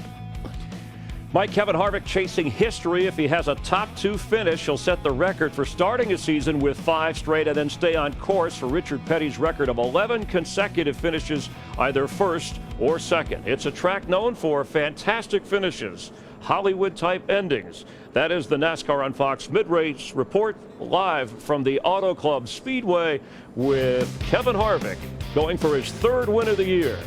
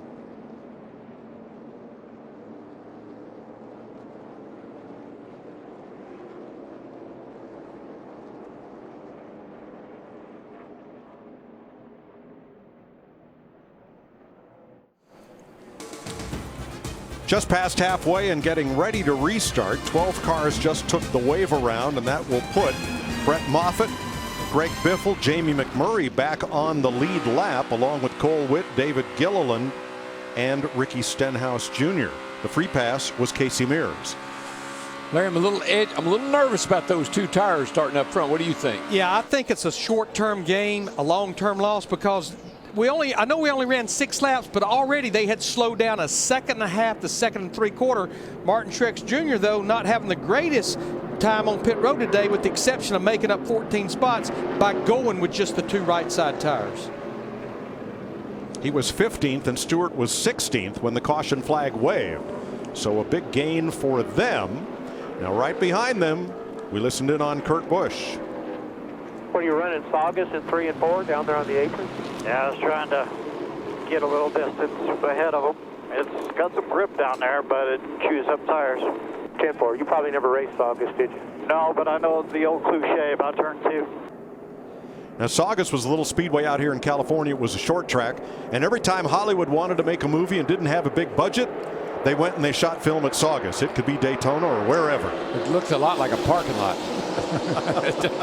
We're back under green. Martin Truex, Tony Stewart lead them off into turn 1. They're 4 wide already.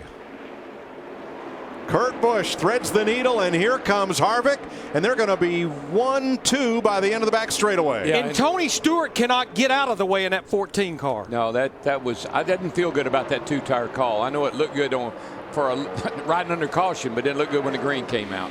Truex holding third. Logano goes right down to the grass to try to get past Truex. Doesn't happen. He's trying, though.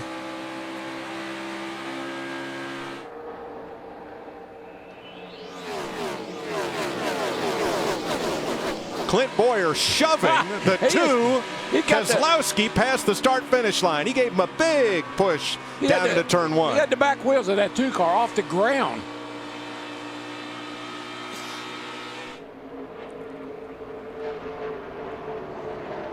Up front, things settle out quickly. But back here, Casey Kane, the 5, comes into play, and Denny Hamlin trying to rebound from 14th.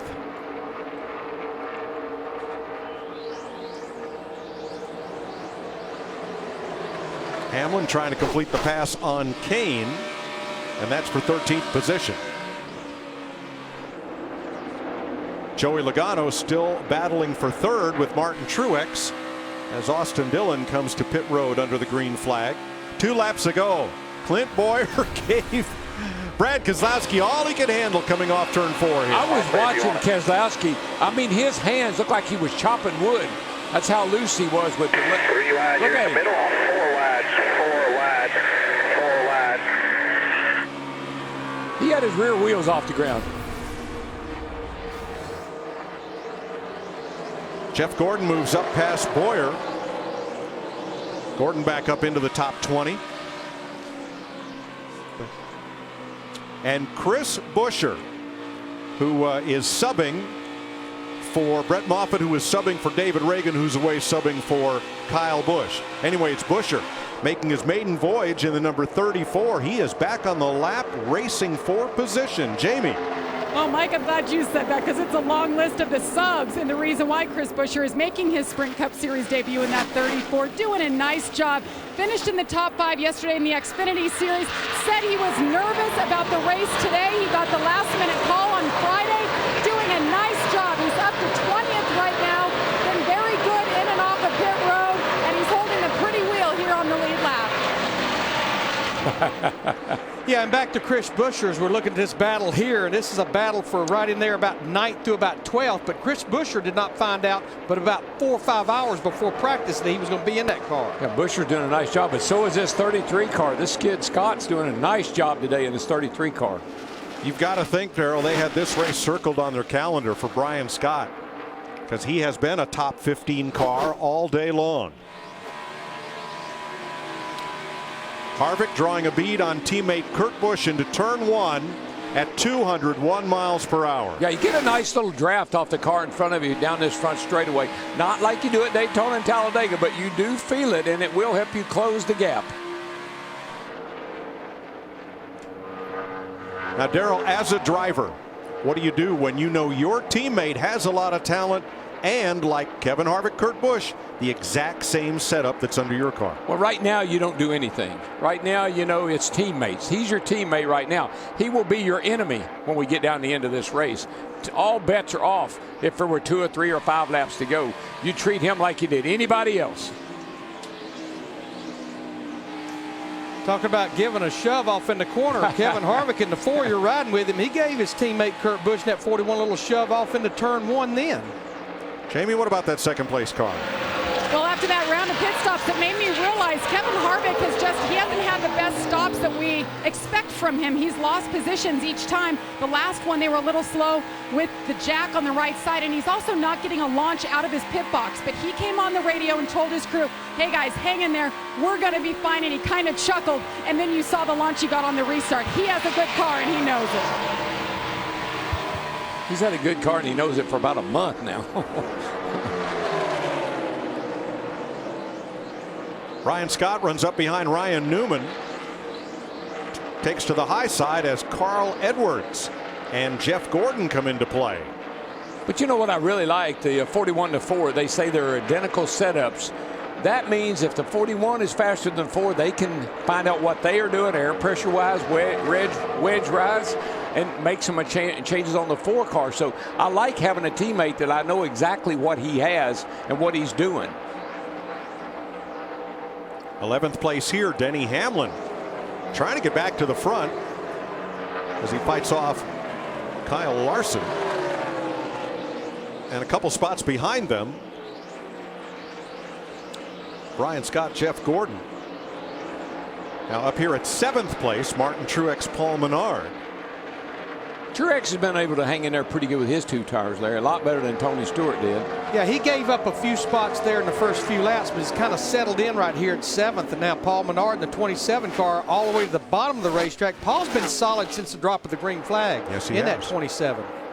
Stewart is kind of, when I said that about Stewart, he leveled off in 10 spots, so it's not terrible. He just looked bad on that restart.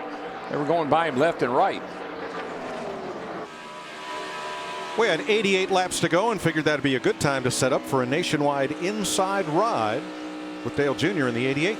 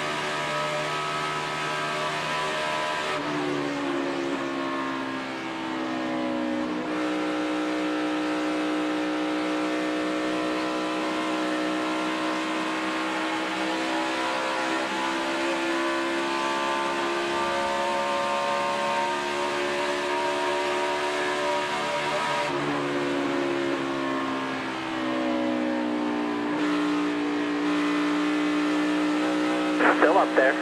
He is still out there against the fence. Still there. 48. Clear behind him.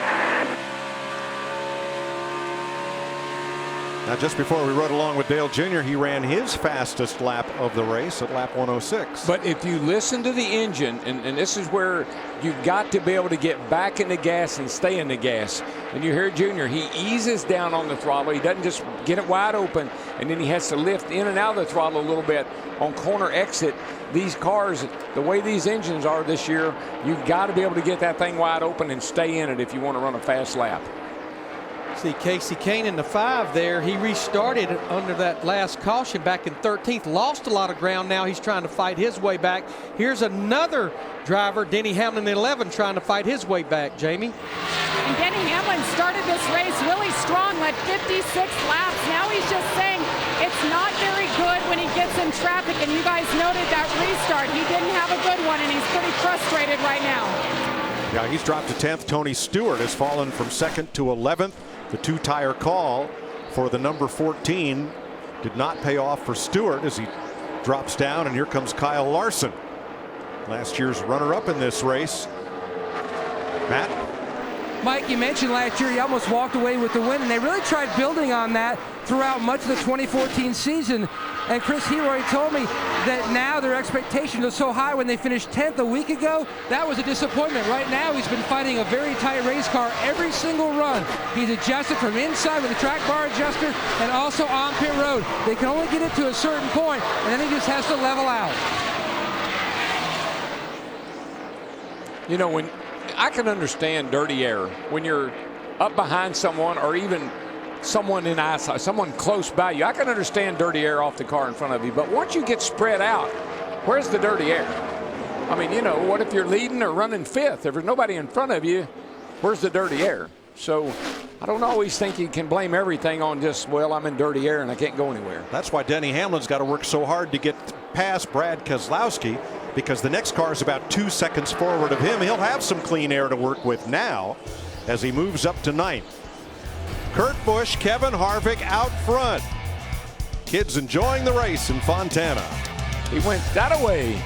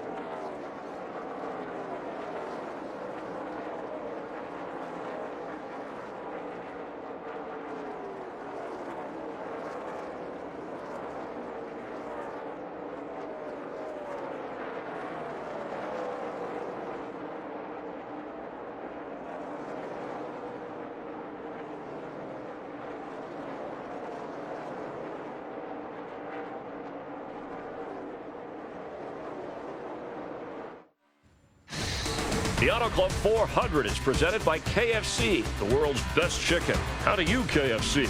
And sponsored by Paul Blart, Mall Cop 2, starring Kevin James. In theaters, April 17th. Chris Myers back with you. Michael Waltrip, Dwight Yoakam enjoying the race. 78 laps to go. Let's take a look at the peak race summary. And your pole sitter, Kurt Busch, is your current leader ahead of Kevin Harvick, chasing history. And for Kurt Busch, we've only had 10 lead changes among 7 leaders. Kurt Busch, second race back, 31 races since his last win. Let's listen in on team audio from the 41 car and Kurt Busch. Doing that 3 and 4 is money on the exit all the way down. What you're doing, he's figuring something out in 1 and 2. Now Harvick is a little bit better than us, but we're murdering him in 3 and 4. Yeah, he's pretty good in 1 and 2 down there for sure. He's moved down to 1 and 2. What we take away from him in 3 and 4, he gains back to 1 and 2 to us. That's the spotter just doing a great job of letting Kurt know what Kevin is doing. Kevin Harvick is better in turns 1 and 2. The spotter says he's moving around, he's getting lower. That gives Kurt the ability, the knowledge to know there's another groove out there for him. He can hunt for that groove. Let's head back upstairs to Darrell, Larry, and Mike. Thanks, Chris. That's Rick Corelli, a veteran racer, a winner in the Truck Series of NASCAR, who is Kurt Busch's spotter, giving him that intel on searching for that sweet spot. And the thing about Kurt Busch is he's real technical like that. He likes that kind of information. He's a guy that really dissects a corner, really can give good feedback about what the car's doing, what it needs. Really a smart driver behind the wheel. And Darrell, we've talked about it many times. When they put Tony Gibson with Kurt Busch with 3 races to go last year, and they had all top 11 finishes, great qualifying efforts, and they've just picked right up. Even though they missed those 3 races together, they picked up right where they left off with that 5th place finish at Phoenix. And what we just saw there, Kurt Busch has taken no prisoners. He lapped past Mike Bliss as if he didn't care how little room was between Bliss and the wall. He was not lifting. That's a man on a mission right there. He is definitely on a mission. Yeah. We know that for a fact. And the thing about that 41 car, from the time the track opened for practice, the very first lap he ran was top of the sheet, and he's been at the top of the sheet all weekend long. He was fastest in all 3 practice sessions. In both of yesterday's practices, he had the fastest 5-lap average and the fastest 10-lap average. And Friday afternoon, won the pole. Here's a look at Kurt Busch's weekend. First in almost every category that we or NASCAR measures during a race weekend leading up to Sunday. And in most of those practices, it was by a big margin. It wasn't just a few 100ths of a second. It was 3 4/10. Always 3 or 4/10 quicker than anybody. And we joked, there's ludicrous speed and there's Kurt Busch speed, and that's what all the drivers have been comparing themselves to leading into this race, where he's led 33 laps, second only to Denny Hamlin, whose Toyota led 56 laps earlier. And Mike, with that stop that all these drivers made at lap 99, whether you're changed 2 tires like Martin Truex Jr. and Tony Stewart, or 4 tires, it's about a 2-stop race. If we stay green, we should be back on pit road here in about 8 to 10 laps. Having a look at Paul Menard there in 7th place, watching the temperatures go up. Chris? Mike, Paul Menard's been having a great run today. Right now, about 16 seconds behind the leader, but in the last couple laps, his spotter told him, I think you've got some trash on the grill, and Paul Menard just said, temperature of this car is creeping up.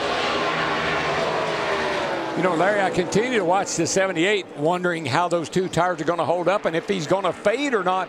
But quite honestly, Martin Truex in the 78 is holding his own. He's running in 8th place right now, running very good lap times. So 2 tires worked on his car. Not quite as good for Tony Stewart, who's fallen back to 13th. But I think the way it works is you have to have a pretty good handling race car. I think, well, it paid off for Truex. Yes. And Smoke's going to end up right where he was. He was running about 15th, 16th before that 2-tire change. Tony was part of the last time Stewart-Haas Racing had the front row all to themselves. 2011 in New Hampshire, they started 1-2 and finished 1-2. Ryan Newman, the race winner. Stewart finished 2nd. Yeah, they had New Hampshire dialed in there for a little while between the 2 of them. Now it's Kurt Busch and Harvick from Stewart-Haas. Harvick trying to complete the West Coast sweep. Las Vegas, Phoenix, and Fontana. And Kurt Busch trying to score his first win of the season. There's where the team stands, all on the lead lap with 70 laps to go. Those 2 Chevys lead Joey Logano's Ford and Matt Kenseth's Toyota in Southern California. Hey, Russell, when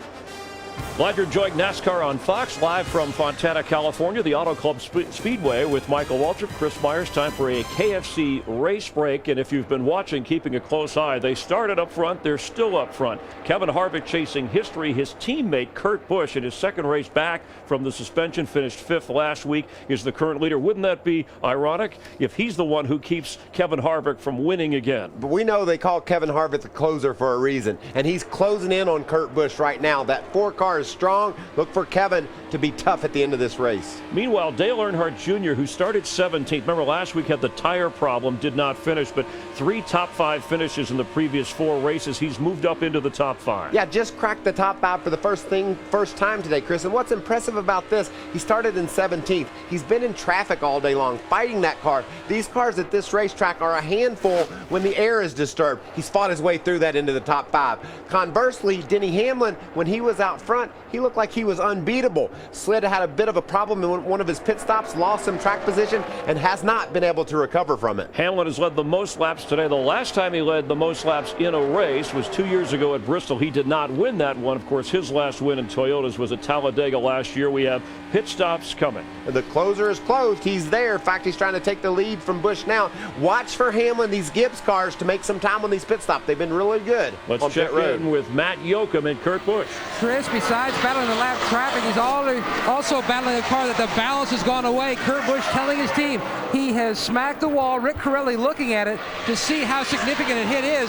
But as you can see, Mike, he's going to lose that lead close here coming on pit stop. Yeah, you see that car wiggle. He's done a little bit of surfing against that blue outside wall. And looking in is Kevin Harvick. 2 teams have led all but 3 green flag laps today, and that's Stewart Haas and Joe Gibbs Racing. Those Chevys and Toyotas. Martin Truex led 3 green flag laps. Otherwise, it's been all those 2 teams. Here they come. Here they come. Brad Keselowski's already in, Matt. And Brad Keselowski was saying that the left front was not acting the way he'd hoped. It was bouncing like it was a million miles in the air. Lost the bounce big time. That's his Achilles heel, though, Jamie, is turn 2. Way too tight. And meanwhile, Kevin Harvick saying he's just a little too loose on the long run from the center out. Remember, the pit stops haven't been the greatest that we expect from the Ford today. We'll see if this is any better. Matt, back to you. You heard Rick Corelli tell Kurt Busch exactly where his car was good and not good. It was free down in 3 and 4. Air pressure change on the 41, Chris. Jimmy Johnson saying that car is improving in 1 and 2, but still loose off 3. He's saying he can't run low. Matt. Joey Logano's Ford as a 42 slides to a stop. His car was coming to him, Jamie. And Denny Hamlin already made his pit stop. He said he's just a little too tight, wants to be better in traffic. Matt. And meanwhile, Jeff Gordon complaining about his car like he has much of the race. He has not been able to work free into it. Way too tight still. Paul Menard became the 8th driver to lead this race. He's now making his pit stop for the number 27 Chevrolet. Casey Kane in 2nd. Carl Edwards, Chris Buescher, Eric Almirola making their pit stops, and that will complete this cycle. Yeah, the teammates, Mike, they did pretty much identical pit stops, the 41 and the 4, in and out together about the same distance apart on the racetrack. But Michael mentioned this. Don't worry about Kevin Harvick. He won this race in 2011, and you know how much of that race he won? He led about from turn 4 to the start-finish line. So don't worry about the old closer. He'll be there, and there he goes right there to the lead. Kevin Harvick trying to lead his 20th lap of the day. And that all started with runoff 2, but right there, Kurt Busch uses Cole Whitt in the 35 car as a pick, gets the lead back. Yeah, it really cost Kevin Harvick in the 4. A lot of momentum there, allowed Kurt to shoot away.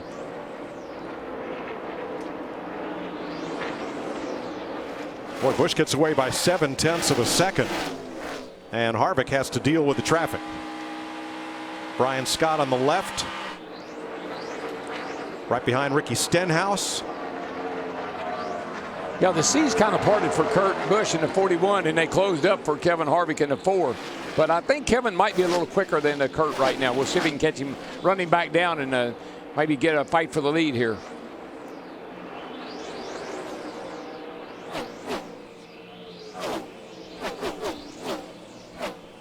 Lots of traffic for the leaders with 60 laps to go. Busch, Harvick, Kenseth, Logano, Earnhardt, the first 5.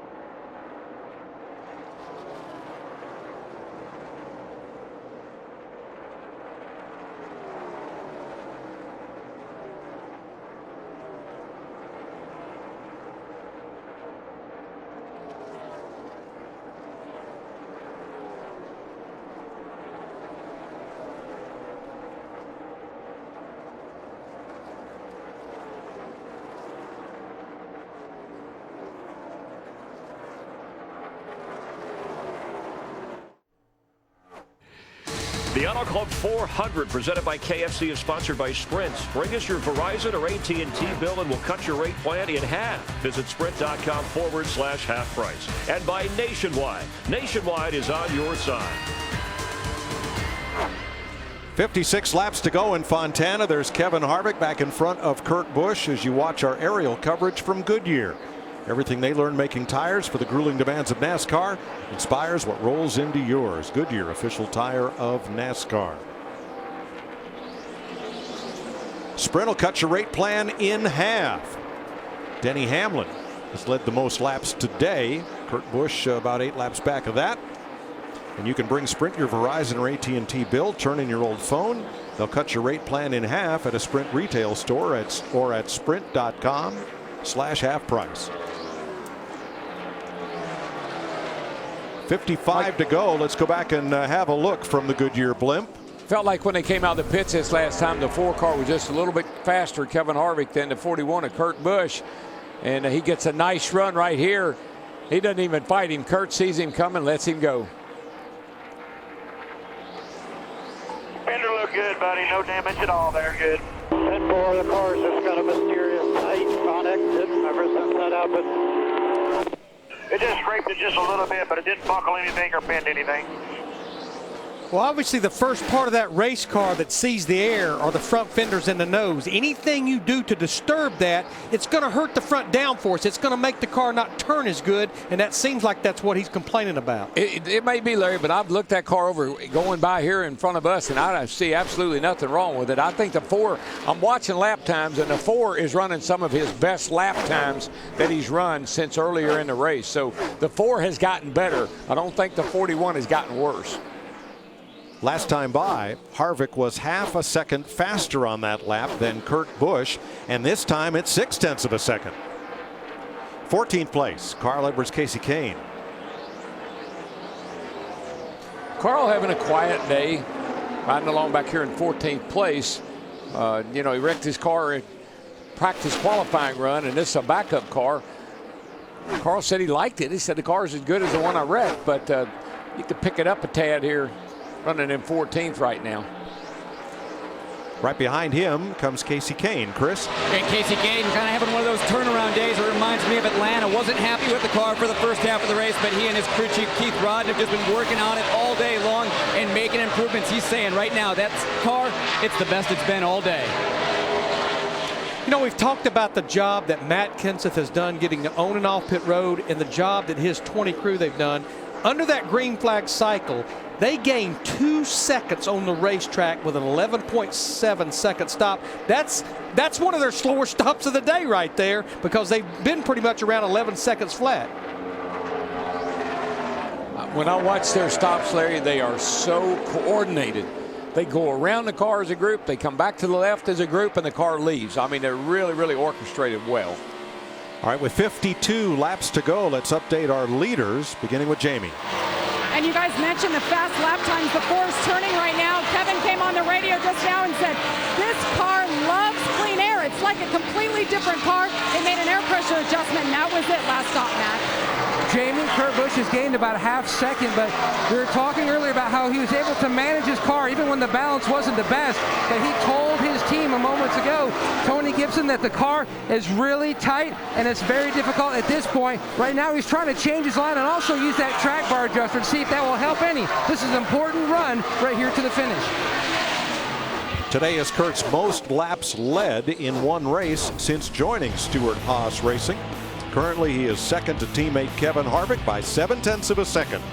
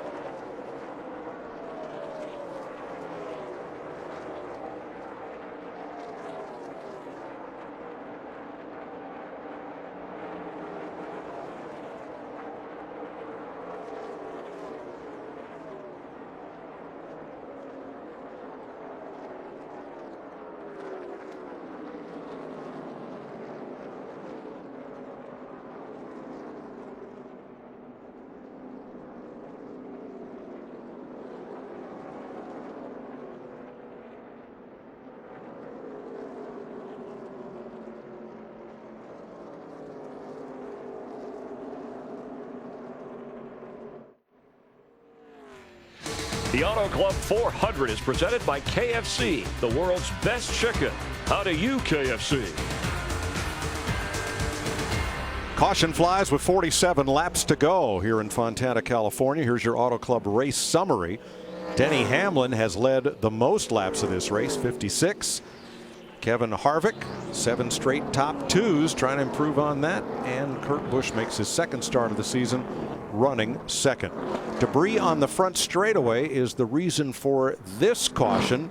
which will put Casey Mears back on the lead lap. Danica Patrick, Eric Almirola get saved from going a lap down. Big break for two drivers. Matt Kenseth had some debris on his grill on a 20 car, and we were getting reports that Dale Earnhardt Jr. thought he had a loose wheel on the 88. Jamie.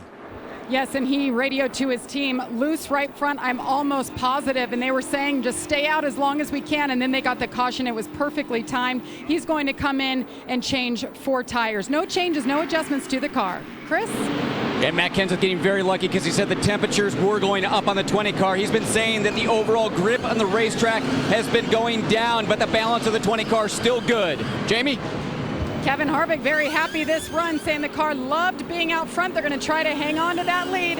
Going to be 4 tires here. They'll wipe the grill, fill them up with Sunoco fuel, Matt. The last run, Joey Logano used the track bar adjuster. It helped. It took off on the splitter and then started to balance out. Meanwhile, Kurt Busch pits late in his box again. Remember, his car had swung to the tight side. He needed a big adjustment here to try to get it back. He was splitting the seams down in 1 and 2, and Rick Corelli said that really helped him on that last run late. Close at the line, but it's Kenseth once again. We've seen that all day long right there. Do it, show you the race off pit road. 46 laps to go. Matt Kenseth, number 20.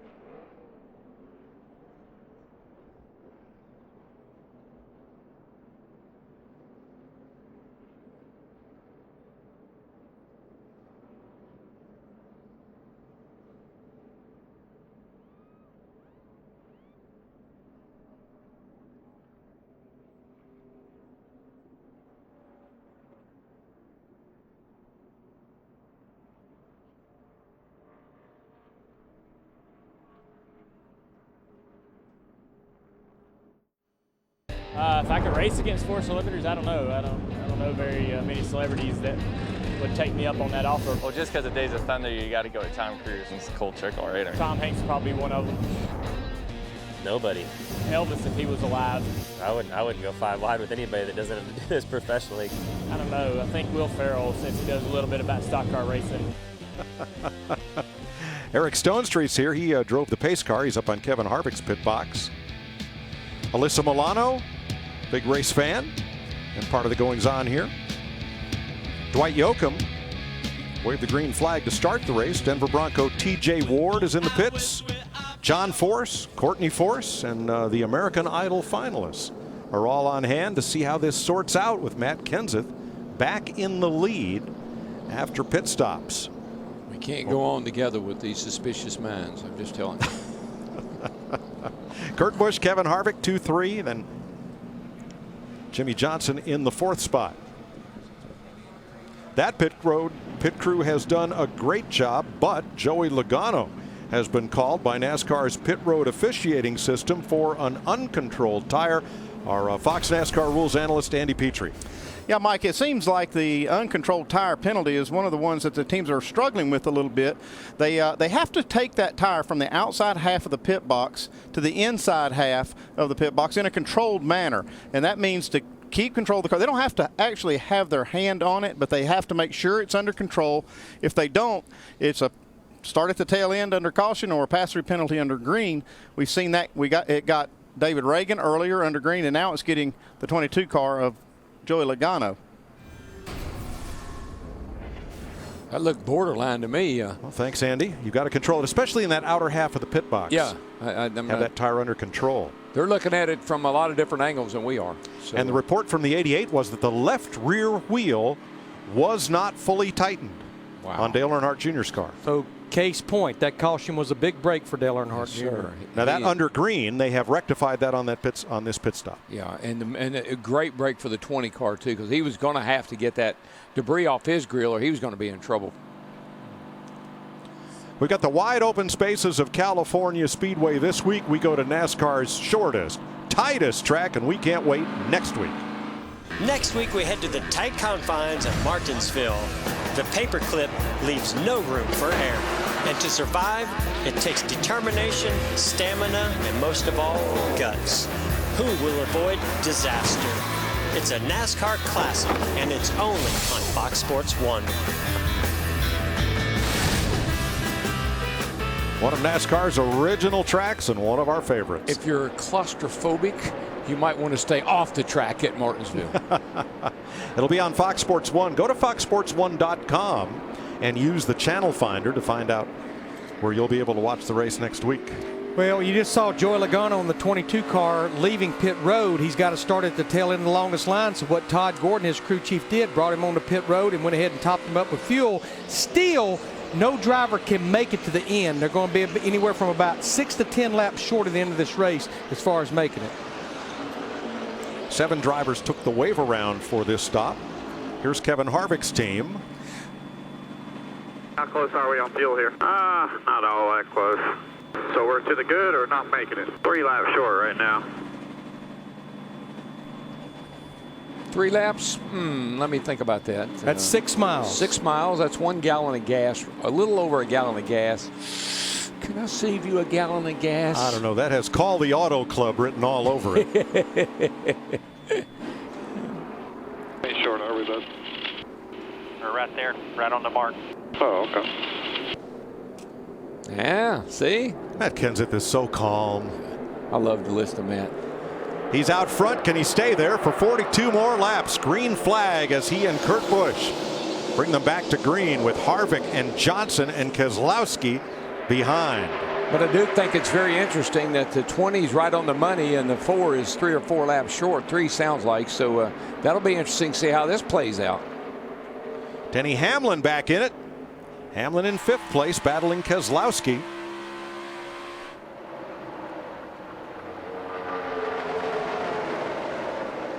Hamlin to the inside with Paul Menard in the 27. Larson goes way up top in the 42. And by the way, Mike, this is when you find out just how good Matt Kenseth is. Coming down to the end of the day, Matt always seems to have a little reserve. He's like that old David Pearson style. Holds a little back, so you never know for sure if he fired 5 times or has he fired 6. You're not real sure until you get up there and get after him. Well, speaking of a driver that's kind of crept in the top 5, in fact, right now he's battling Kevin Harvick for that 3rd spot. Jimmy Johnson in that 48 car. They've come to life here all of a sudden. You know, I remember Chad and Jimmy talking in practice, and Jimmy said, the car drives good, but I just don't have any speed in the car. Looks to me like they've tuned that bad boy up here for the finish. Well, Johnson just flew past Kevin Harvick as Harvick battled Hamlin side by side. And the 48 is up to 3rd. Harvick comes back.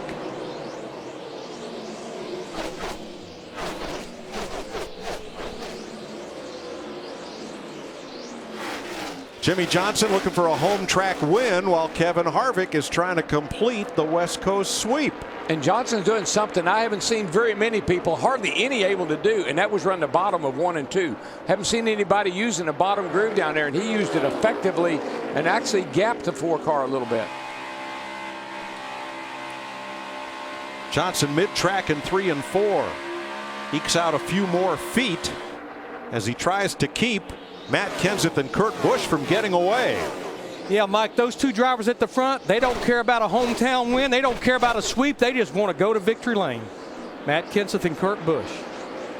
With the new chase format that debuted last year, win and you're in.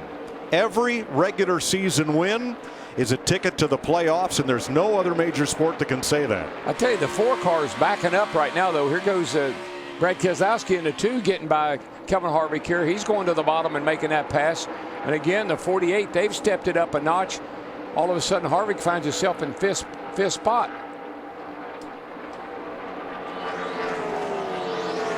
And just think, before that caution came out, Mike, Larry, he was running away from the field. And now he's back here in traffic, and he says the car's just not as good as it was when it was out front.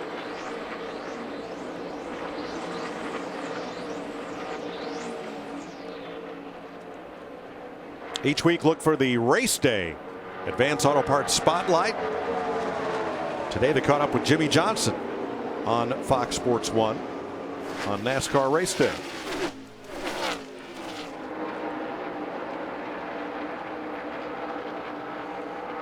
Kevin Harvick no longer in clean air where his car works best, as it did for Denny Hamlin early in the race. Hamlin 1 spot behind Harvick in 6th. Matt Kenseth is that yellow car way out front there. And every driver in the top 7 in this race has been to victory lane since Matt Kenseth. September 2013 for Matt. Yeah, Mike, on that race day spotlight today on Jimmy Johnson, we asked him what type of a car does he like. He said, well, I'm in a position now where car seats have to be able to go into them. Very much so. I'm shocked, though, that the 4 car has fallen back as much as he has, and not sure what's going on with him. Darrell, any chance they're conserving fuel? There is a chance. They did tell him he was about 6 miles short, which is about 1.5 gallons. There is a chance that could be going on. The plot thickens with 36 laps to go.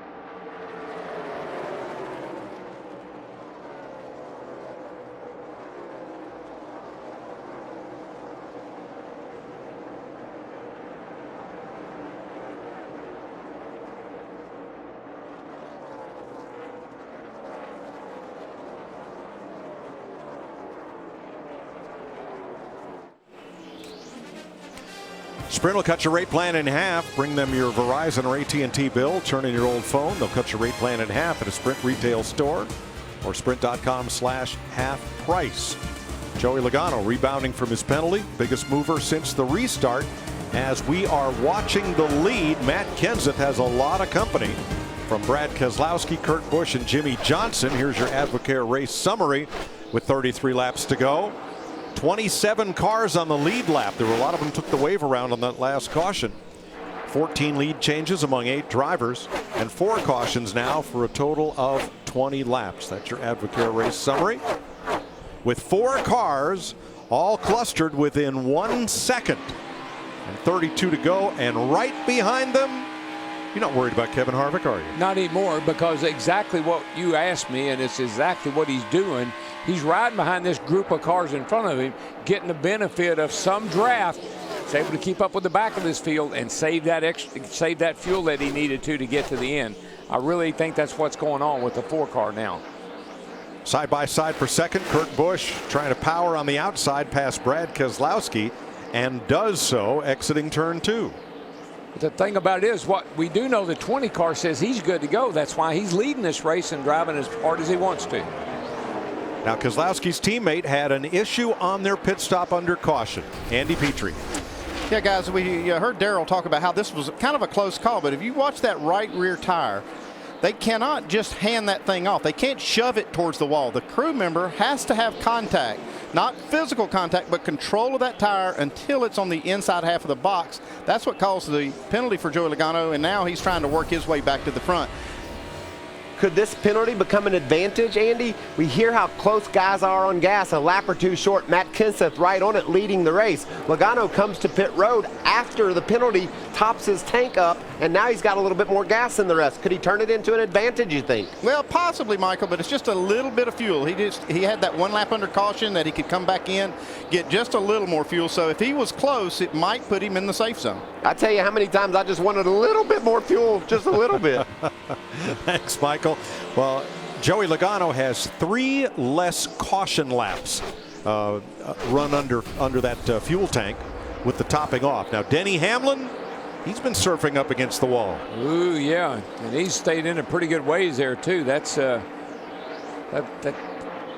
lot of damage. It's got to be a good bit of right side damage to that car. Darrell, it's like when it grabs you, it just won't let go. Well, there's a lot of debris right up there next to the wall, and it gets on the tires, and you can't get the car turned down off the wall. That had to do quite a bit of damage because he stayed on it a long time. Hamlin now 7th behind Dale Earnhardt Jr. Here is Matt Kenseth and the lead. And as we get down under 30 to go, there is a big question as to which of the leaders have enough fuel to go the distance without another stop. Now, Larry, looking at the trend, though, is that something they're going to have to worry about? Well, if the last 4 races that we've been here has been the 400-mile race, 200 laps. Now, one of those races was rain shortened, so lay it aside. The other 3, the average lap that the final caution comes out is lap 195 with 5 to go. Okay. So it may become a moot point. But if we stay green, I think if you push it to the absolute limit before you pit, and that did get that late caution, those caution laps would allow you maybe to finish this race without coming to pit road. So everyone was on pit road under caution at lap 154. All the lead lap cars except Joey Logano, who came back in to serve his penalty on lap 157, all under caution. Matt Kenseth got debris on the grill again. You see that debris down there on the grill? Well, I don't know. That looks like some tape maybe they've added there. I thought that was a big piece of debris, but it may be something they added themselves. And let me update that Martin Truex and Casey Mears came in 1 lap later than the rest of the cars on the lead lap at 155. But all of them. Just a little bit the last lap. Pushing you into 1. Clear by 5. All of them will have to run 42 green flag laps. The most we've seen all day long is 39 to 40. So that could be a stretch. Dale Earnhardt Jr. for 5th. I just want to tell you, the pace of the race is very slow right now. They're running up in the 41 and 50s, and we've been running laps in the low to high 40s, 40-90s, 40-60s, in that range. They've slowed the pace way down, trying to make it to the end. All right, you won't miss a thing as we're 26 laps from the finish with Matt Kenseth out front by half a second.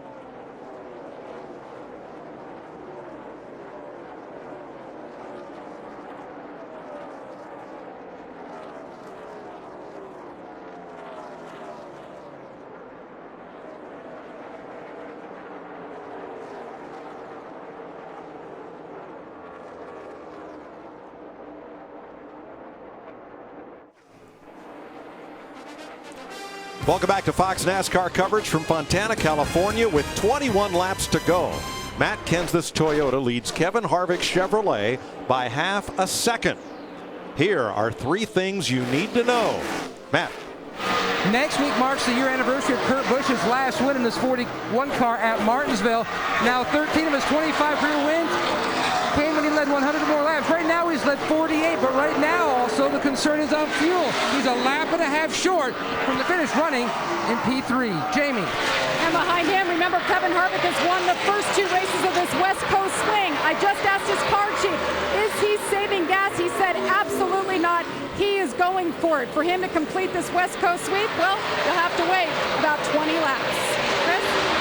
But Jimmy Johnson thought everybody was going to run high today, so yesterday in practice he spent a long time running low, and early in this race he said the car wasn't working down there, but they kept adjusting it, and we saw in that last restart the 48 working pretty well on the bottom. He wanted options, and it looks like he's got some, trying to get his 6th win here at Auto Club Speedway. 20 laps to go. Matt Kenseth holding station 0.6 of a second out in front of Harvick and Busch, who are pretty much nose to tail.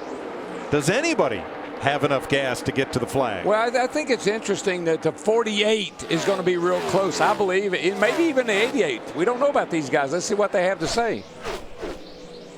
Keep running as hard as you can. I know it's going to sound funny, but save a little fuel if you can. We are currently about a lap shy. That's Chad Knaus, Jimmy Johnson's crew chief. Now, Matt Kenseth has been running his car closer to the bottom of the racetrack, not saving fuel, but saving distance. It's a shorter distance. But we got the tale of 2 tapes in the top 5. You've got Matt Kenseth with the Toyota engine package. But when you look at Harvick, Kurt Busch, Jimmy Johnson, Dale Earnhardt Jr., remember, those Chevrolet engines all come out of the same shop, so you would think they would all pretty much be on the same mileage that you can go. 7th place, Kyle Larson, who had a breakthrough race here last year, finishing 2nd after winning the day before. And Brad Keselowski.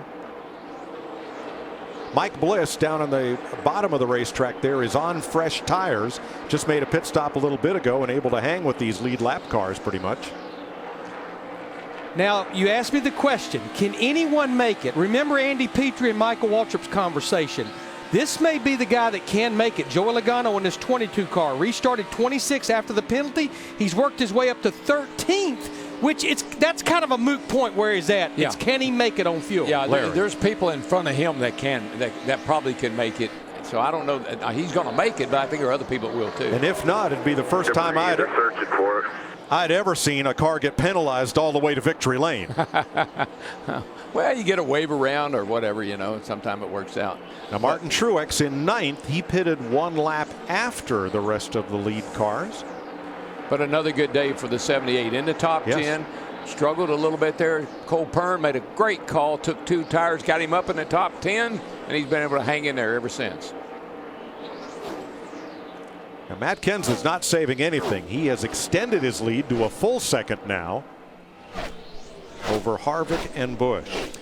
But how ironic, the 2 drivers that we think Mike could stretch it are 2 drivers that had a mistake on the last pit stop. The tire out of control for the 22 car, Joey Logano, and they had to come back, not because NASCAR made them, because they knew they didn't get all the lug nuts on Martin Truex Jr.'s car. Larry, what I'm seeing, though, is these first 4 cars particularly have really backed it down. Well, there you go. Debris in turn 1 has put us under the 5th caution flag of the day at lap 185. Well, this changes everything. Oh, well. I never used to try to tell my pit crew this, but this could be the most important pit stop of the day. No doubt, 4 fresh tires to get to the end. And you can put the calculator up now, Larry. It's a moot point. I believe Austin Dillon will get the free pass on this. Let me ask you something, Larry. How you feel about 2 tires? Can't hear you. Bad connection. I wouldn't be surprised if somebody doesn't try it with probably about Well, I don't know, 12, 15 laps ago. We did see Martin Truex and Tony Stewart take 2 tires, restart up front earlier in the race. It worked out fine for Truex and badly for Tony. With 6 laps on their tires. These guys have 26 laps on their tires. Well, I hear you, but I'm going to tell you, if I was gambling on fuel, I think I might gamble on some tires now. You want to gamble, you on your own on this one. I'm usually with you. I usually want 4 tires, but I think what I saw from the 78 makes me really consider hard taking 2 tires if I'm not in the top 3 or 4. Darrell, I think if you're behind 12th position, your only shot to finish in the top 12 would be to get those 2 tires, restart up front, and hope everybody doesn't pass me. You know who might roll the dice here? Todd Gordon and Joey Logano. You know what? They already have a win the Daytona 500. I'm just they telling may you. roll the dice. That's true. All right, Chris Neville, pit road's open. Yeah, this is going to be a good one to watch. Matt Kenseth still saying the balance good on that car, but if he wants an adjustment, it's going to be to try and get off turn 4. That car just a little bit loose. I see tires going right side. They've got tires out for left side. Be interesting to see if they take them. They're going to do 4 tires on this stop. Also, Jimmy Johnson, he's saying that car still a little bit tight up in 1 and 2. Jamie. Kevin Harvick said he wanted to add some air pressure, and I've seen the crew guys say 2 tires, no 4 tires, 2 tires. Let's see what they decide. It's indeed going to be 4 tires, and they'll fill them up, Matt.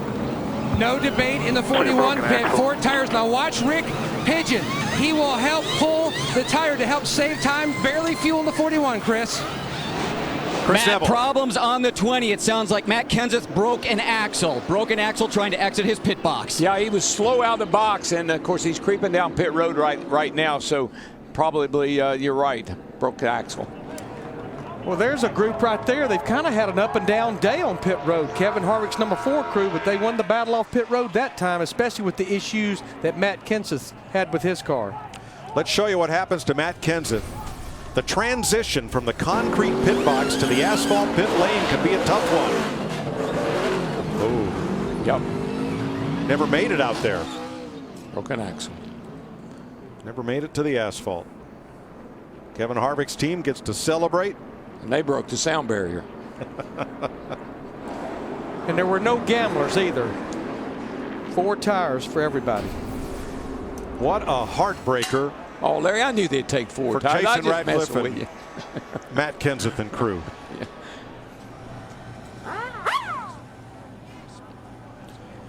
2 to go till we get green. Here's Chris Myers.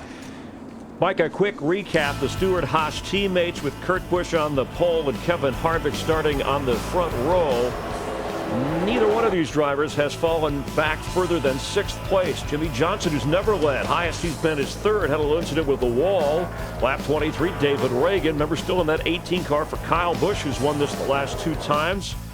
Damage to the car, went a lap down, then another lap down. Denny Hamlin taking the lead, has led 56 laps, still the most of any driver at the moment. A big day for Toyota, having its best race. Then Kurt Busch taking the lead back. Kurt Busch leading 48 laps after having led earlier, and Matt Kenseth moments ago taking the lead, but then having the problem with the axle coming out of the pits. Yeah, that tire spun and the axle broke. The 4 team did their job on pit road. We're getting a report that Denny Hamlin had an uncontrolled tires. Teams continue to struggle with this penalty, and Hamlin is being assessed that. Now he'll have to start at the tail end of the lead of the longest line. Which would drop him. Now, Kurt Busch's crew chief, Tony Gibson, passed a kidney stone on Tuesday. He's a nervous wreck right now, I'm sure, trying to figure out if it can be Kurt Busch or Kevin Harvick. That's Old Man Gibson there. That's his nickname. And Tony was my crew chief for a year. And what a mind he has about a car. He knows every piece and part of that car. He's got a guy behind the wheel that he believes in. This is going to be a potent duo. 13 laps to go. Let's head back up. This is interesting right here. They broke a left rear axle, but they're having to try to knock the broke piece out from the right side. It goes all the way through the locker assembly, the rear end. So this can just be luck right here. Can they knock that broke piece out? I kind of doubt it. It usually breaks off right on the end, and it's hard to get it out of there without pulling the gear out. Trying to push that axle shaft all the way through. That axle's garbage. And tonight, Katie Nolan brings her fresh take on the world of sports and gives the week's headlines. Smart, funny, irreverent. We call it Garbage Time. And it begins at 9:30 Eastern, right after the Quakes Fire game on Fox Sports 1. Well, we're on 1 to go here, boys. Let's see what's going to happen. That penalty for Denny Hamlin is going to knock them from third deep in the field. And they are arguing the call. Grab our official, tell him come over and look at this. No way, man. We're at the left front fender when he releases that tire. We are at the left front tire. That's Dave Rogers, who is arguing his case to the NASCAR official. We are still waiting for the video to come from NASCAR's pro officiating system to have a look at it. Well, I thought the penalty on the 22 was pretty borderline. Apparently this one is too. Well, they better come in a hurry because they're halfway down the back straightaway coming to the restart. From third, Hamlin with the wave arounds. Gosh, he'll start 30th. Yeah, he's pretty much done. And tail end of the longest line, he'll also start behind the lapped cars, so he will be 43rd in line on the restart. That official's pretty emphatic about the call. Kevin Harvick, the race leader, has now led over 500 laps this season. There were 11 years when he didn't lead that many laps all year. Official said, I'm just a messenger, man. It'll be 11 laps to go when teammates Harvick and Kurt Busch come down to the line. Harvick chose the outside, as he did on the last restart yesterday when he went on to win the Xfinity Series race. Brad Keselowski's right up against the rear bumper of that 4 car, giving him a shove. It's go time. Which way did they go? Look at the run, Dale Earnhardt Jr. in that 88 car up on the top side. Look at the run. He gets off turn 2, and he's going to shoot up behind Brad Keselowski in the 2. Nowhere to go, though. Boy, I tell you, though, the 41 car, Kurt Busch, he drove the bottom lane down there in turns 1 and 2 and was able to come up in front of Kevin Harvick. That could be the difference in winning this race. Get out front. Clean air. Whoa, now. For Kurt Busch. The 2 car just got the 4 car loose. And Keselowski moves his Ford into second. But Darrell, remember, after the last restart, the 4 car just couldn't go nowhere. In fact, lost some spots. It's happening again, Larry. He's just losing a spot here to... Is that Dale Jr. down on the bottom digging? That bottom is really working right now on these 4 fresh tires. Another car gets by Harvick. Dale Jr. to the bottom and makes the pass. Jr. in third, Harvick fourth, Jimmy Johnson fifth. Then a big knot of cars. Menard, Larson, Gordon, Truex, Newman. There's 8 of them all in one big pile right there. Meanwhile, the guy that has topped our speed charts all weekend long, Poe included, Kurt Busch pulling away. But Darrell, he told you on the pace laps, I just have to do my job now. For 200 laps, 400 miles. They put him in a winning position, Larry. They got him out front, a great pit stop. He's got the lead. Don't look back, dude. Kurt Busch in front by half a second with 9 laps to go. Oh, the 2 car, Brad Keselowski came off 2, had to get out of the throttle, and that allowed the 4 to shoot right by him. And boy, Harvick got quite a run off turn 2 that time.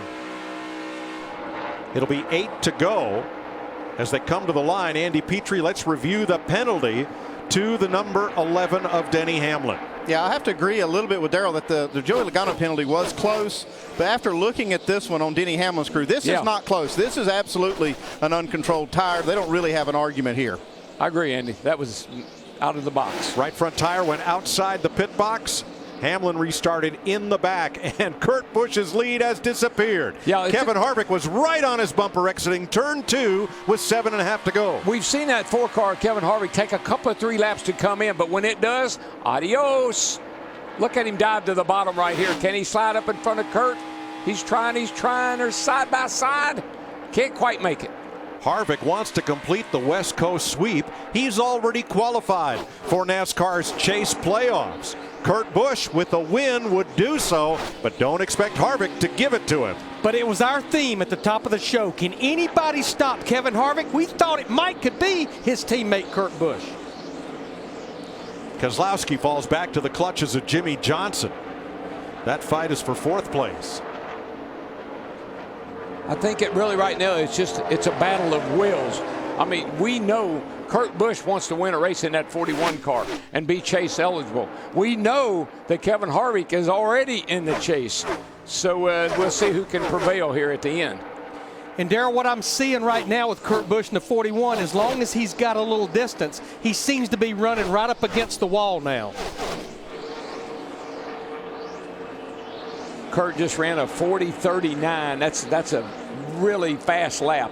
They were up in the high 41s before that last caution, so he's definitely mashing the gas right now. They have a full second on Dale Earnhardt Jr. in third. Johnson, Keselowski, Newman in sixth, Paul Menard seventh. Good run for those two RCR cars. Jeff Gordon, a nice rebound to eighth spot. Martin Truex looks like he's going to get another top 10. And Casey Kane. That's your top 10. Teammates fighting for third. Pretty nice run today for both those cars, the 48 and the 88, particularly the 48, because I don't think they were particularly happy with their car, but he's had a pretty nice run today. And Dale Earnhardt Jr. had top 5 finishes in the first 3 races until the issues at Phoenix last week. Got a little drag race going on down the back straightaway, Larry. Looks like the 88 is going to have to hold the position going into turn 3. One high, one low.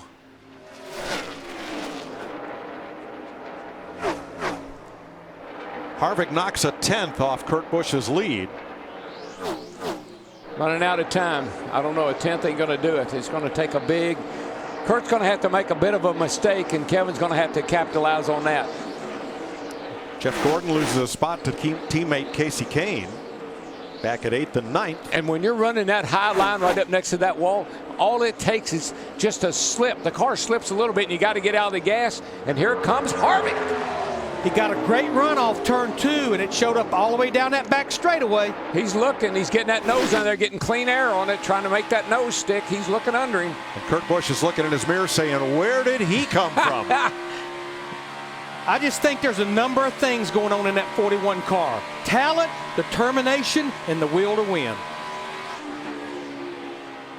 Well, we know, and it's so obvious. Oh, here he goes. He's looking again. And this is where Harvick has always, he's been so good this year. Center off. Able to get back in the gas and stay. He had to lift a little bit right there, and Kurt pulled away. And he had to do the same thing off turn 4 the last time, just feathered a little bit. But Larry, these cars have identical setups in them. And it shows on the racetrack. They have run like this all day long. One in front, the other in front. Whew. Heart's beating fast. 2 laps to go. Half a second. Here's the differential.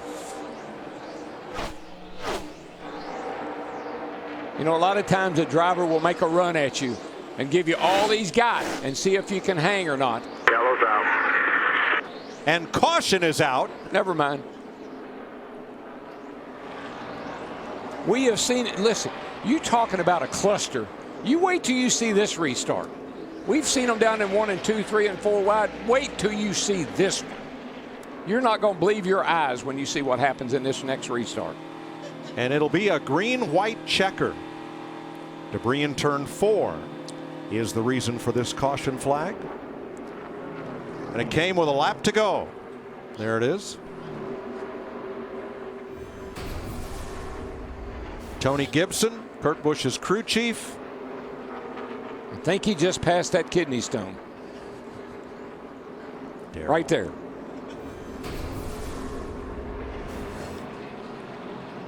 Matt Kenseth gets the free pass. He was 1 lap down after making that axle repair.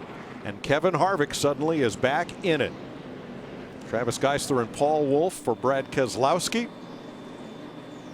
Now, Mike, it's been 9 laps since we went back racing. That's how many laps they have on their tires. Obviously, they'd love to come get 4 fresh Goodyear tires. But right now, we have 30 drivers on the lead lap. We feel like we can get this done with 1 green-white checkered. So you're going to see all the guys at the front stay out. But I can almost promise you guys at the back will be hitting pit road. Well, Kurt Busch and Tony Gibson talked tires, and we listened. That's 10 laps on your tires there. What do you want to do 4? I mean, I know 4 is going to be better, Bud, but I don't know how many is going to do 2 here. But we talked about this before. Anticipating a 2-lap run to the checker, a green-white checker finish. Sounded like, to me, like they're going to stop. I just can't imagine that you would stop. I really can't, but they know better than I. I've seen 4 tires pay off more times than not. but I just can't imagine coming down with the green-white checkered. If you're in that top half dozen, Larry, what do you do? I think if you're in about the top 6 to 8, you stay out, but here they all come, so it'll be down to 2 or 4. Where's the gamblers? Chris Neville. And Jimmy Johnson saying that car just a little bit too tight, so they're going to do a slight air pressure adjustment on the 48. Looks like it's just going to be 2 tires. Jamie. Kevin Harvick called it right away, so we have to pit. My car won't turn. They're going to make a wedge adjustment. 4 tires here. No fuel for Kevin Harvick. Matt? Kurt Busch trying to get back to victory lane, almost a year since he was last there in this 41 car. You heard the debate, the conversation back and forth between Tony Gibson, the crew chief, the quarterback of this team, and his driver. Right side tires, you heard them say Ford would probably not get them the track position. However, Jeff Gordon, Tony Stewart, and Greg Biffle stayed out and did not pit, so they'll be ahead of those drivers when we go back to green. But if I think you were going to come to pit road, what Tony Gibson did right there, 2 right side tires, that was the way to go, no question. Boy, I don't know. And that's why we tune in every week. I like where Jeff Gordon is. We know Tony Stewart, he had an issue with 2 tires earlier, but I like where Jeff Gordon is. I'll show you what happened to Jimmy Johnson, who is now 7th. And he almost gets clipped here by Ricky Stenhouse. That's what happens when you have a lot of cars on the lead lap. Some are still coming in, as some are trying to get out. And when you take 2 tires, you know you're going to be in and out quick. And this is what you worry about.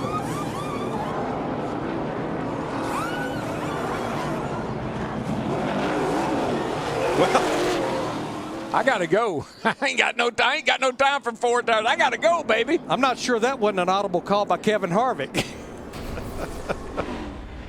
I want 2 tires and I'm leaving as soon as I get them. Jamie.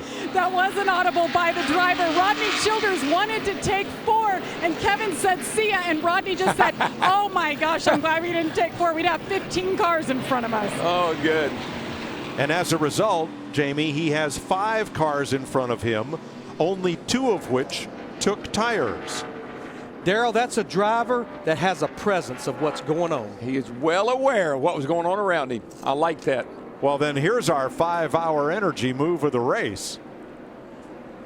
And it is the closer, Kevin Harvick. Here comes the Jackman and the tire changers. They're going to come around to change 4 tires. And Kevin Harvick says, see ya. And he had to time that perfect, because if they took any lug nuts off that left rear or had a tire that was out of control, then they were going to be in trouble right there. So that's your 5-hour energy big move of the race. Here's our aerial coverage today provided by Goodyear. Everything they learned making tires for the grueling demands of NASCAR inspires what rolls into yours. Goodyear, official tire of NASCAR. Matt? Mike, the winning move for Kurt Busch could actually be that Greg Biffle stayed out, because that helps get Busch in the outside lane where he's been running his fastest laps all day long. 3 cars stayed out. Gordon, Stewart, and Biffle. So that puts Kurt Busch in row 2 on the outside, which is the preferred lane.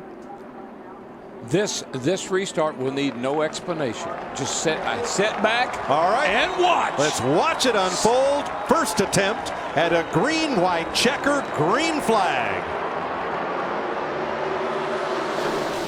And Kurt Busch is going to split the middle between Tony Stewart and Jeff Gordon off into 1. Shoot the gap, baby. Shoot the gap. Earnhardt was looking way low, but Biffle was there, sliding around on older tires and sliding back. Look who's pushing the 41 right out front. What a cluster. Woohoo! Hang on, boys. I think somebody just lost a deck lid. Kurt Busch, there's the caution. That's what happened. Caution is out. Debris turn 2. And that'll be the 7th caution flag, and that was your first green-white checker. So I think I'll come on and get my left sides now. I think Kyle Larson got jacked up there. God. What a deal. Holy smoly. Very interesting, but not very funny. So at lap 202 of 200, well, you do the math. Kyle Larson, he lost his whole back end. Yep, we saw it flying up in the air as everybody exited turn number 2. Last year's runner-up and rookie of the year. It's right back here. Gets up the hill there a little bit, hits the outside wall, and then melee breaks loose. There it is, taillight panel and rear bumper cover. Let's go back to the restart from the Goodyear blimp and watch what happens to number 16, Greg Biffle. Right here he is. Comes right down in front of Dale Jr. right there in the 88, and that slowed Dale Jr.'s momentum down. But then Larson had a run, couldn't get through the hole. Look at Biffle. I mean, he's getting knocked around like the pinball. Everybody's getting around him. But Darrell, that's a case of staying out on mountain lap tires with a car that had not been very good. No, not really. And Biffle is now 23rd. Now the other drivers that stayed out, Jeff Gordon is now 3rd. Kidney stone number 2. And Tony Stewart is 7th. So that did not work out badly for Gordon or Stewart. They both ended up with an improvement in position. Well, especially Jeff Gordon, though, in that 24 car. Wait a minute. It ain't over yet. Oh, no. Oh, no. But there was a net gain there for staying out. Exactly. No, I liked what Gordon did. I thought that was a good move. Biffle and Trevor Bayne will pit. And so will Michael Annett. And Matt Kenseth. Yes. With all the wave arounds, we're going to finish this with 31 cars on the lead lap and all 43 starters still running. The last time that happened was at the Brickyard in 2013. And that's what makes these cars so unbelievable, so amazing. How many other racing events across the world can you go to where all the cars finish a race? And race as hard as we do, as long as we do. I'm not talking about 150, 200 miles. We're talking about 400 miles here, 3.5 hours. Yeah, good point. Even Sam Hornish, who had a bad crash when his spotter cleared him, and he wasn't clear, hit the wall hard with the right front. It took them 54 laps, but the Richard Petty Motorsports crew got him back out there, still running. When you come to a NASCAR race, you better come with your work clothes on, because you're going to be here all day. Let's show you the drivers who have led laps today. We still have 2 laps to go. Now Kurt Busch will pocket the extra point for leading the most laps, 5 more than Denny Hamlin. There's Tony Gibson. What are you looking for, Gibson? I got you looking straight up. Looking for some help from above right now. I'm the same way. I'm way too old for this. He and spotter Rick Corelli. That is funny. He is a funny man. Well, Rick Corelli could be a busy guy these next 2 laps. Tony Gibson, there's nothing more he can do. No, they call him old man. They're going to call him really old man when it's so with.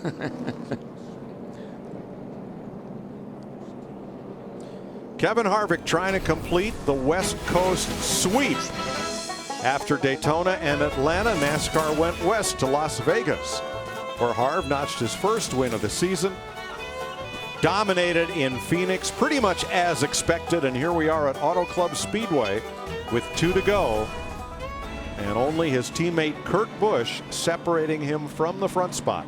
But if he can finish first or second, 8 consecutive races, 3 last year and 5 this year, a top 2 finish. I'd say there's going to be a 4 or a 1 involved in this finish, one way or another. Well, let's go back 2 years ago, where right at the end of the race, Joey Logano and Denny Hamlin were fighting for the lead, and that didn't work out well for either one of them. Yeah, but these boys are teammates. I mean, I know they're going to. I don't think they would rough each other up quite like that. I think they'll race each other hard, but I don't think we would see this. That's Logano on the inside. Here comes Hamlin. They touch, they get together. Not once, not twice, but 3 or 4 times as Kyle Busch races by on the outside to the win, and Hamlin takes a hard hit to the inside wall. Thank goodness we have safer barriers down there where he hit now, but at that time we didn't.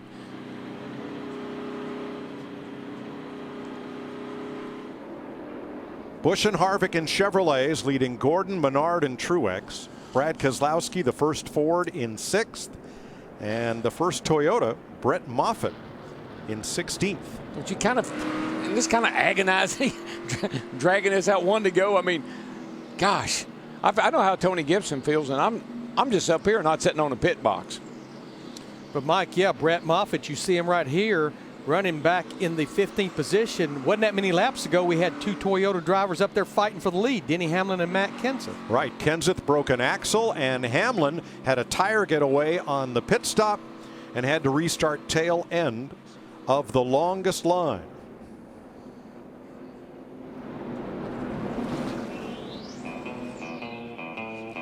Here's what they're racing for. They get their name on the Les Richter Trophy.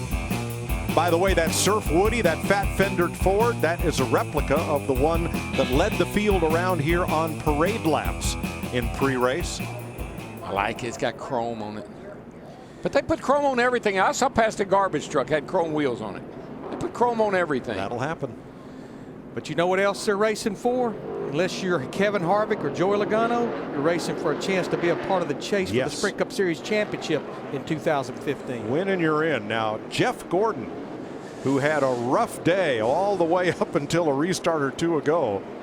Yes, he's on worn tires, but he's right there in third place and ready to capitalize if either of the leaders falters. And Paul Menard has had an outstanding race today. Yeah, Menard's up there. Truex is up there in fifth. There's some cars up there that could get a good finish here. Give a shout out to that orange car, the outside of the fourth row. Justin Allgaier up in the top 10 in that 51. But he was last week. He was running pretty good last week. Got on a late restart, got in trouble. Hope he doesn't do that today. Green flag, second chance at a green-white checker finish. Boy, oh boy, Paul Menard is pushing that 41 car right out to the lead. Ford's got to go, man. You got to go. Oh, Keselowski way on the outside against Menard and Gordon. Keselowski's got a nice run off too. Got off the high line there. Got a good straightaway speed. And Brad Keselowski and that two, Paul Wolf, they got 4 fresh tires the last trip to pit road. Downstairs against Harvick, trying to take over second. And that battle might be just what Kurt Busch needs out front. No, it isn't, because that 2 car is going to eat his lunch. Here he comes, baby. 1 to go. Next flag ends the race. And here it is, front straightaway. Greg Biffle crashes with the white flag out. Now here come the leaders. Biffle sitting in the middle of the racetrack.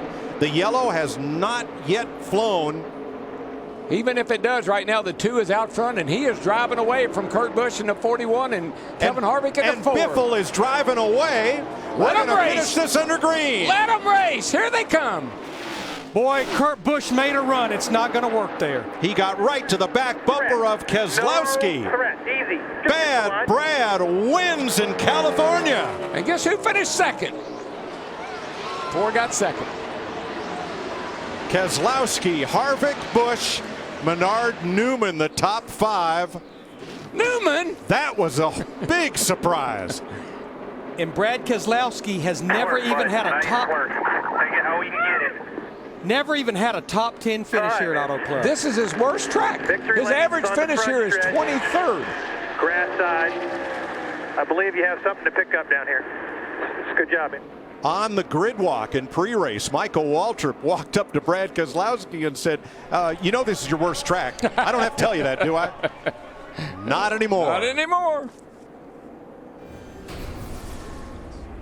Now here is the pass.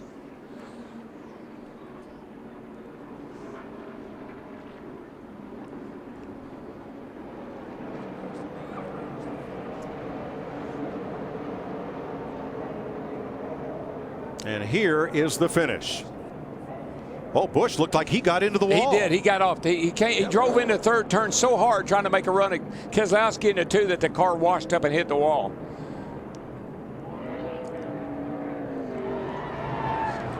'17th career win for Brad Keselowski. Powered by Sunoco, fueling victories. I want to applaud NASCAR for letting them race back. Amen. And Amen. That took a big effort on the part of Greg Biffle to get that car out of there after he had spun to a stop in the front straightaway.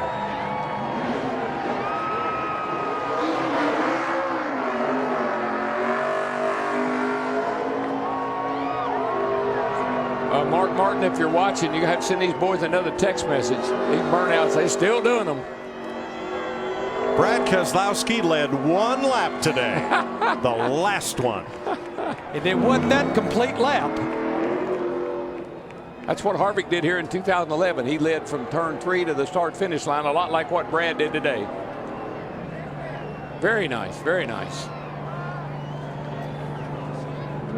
Chris Neville?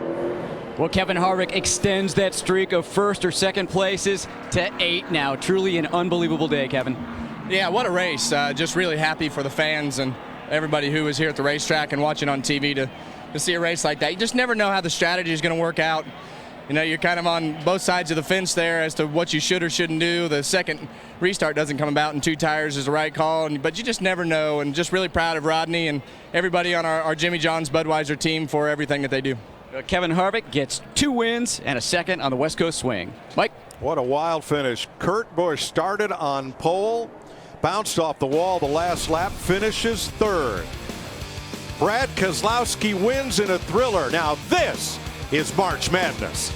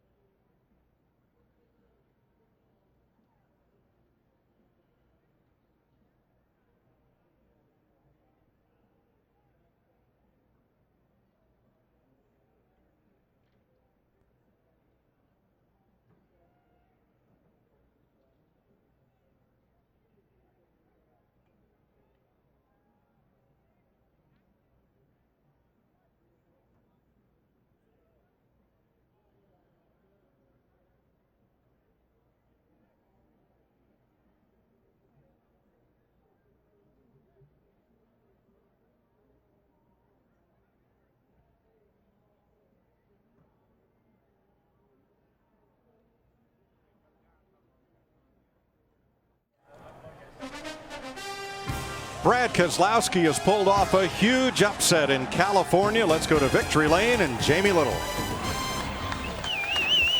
First victory at California for Brad Keselowski. They actually had to give him play-by-play directions on how to get here to victory lane. Big high fives.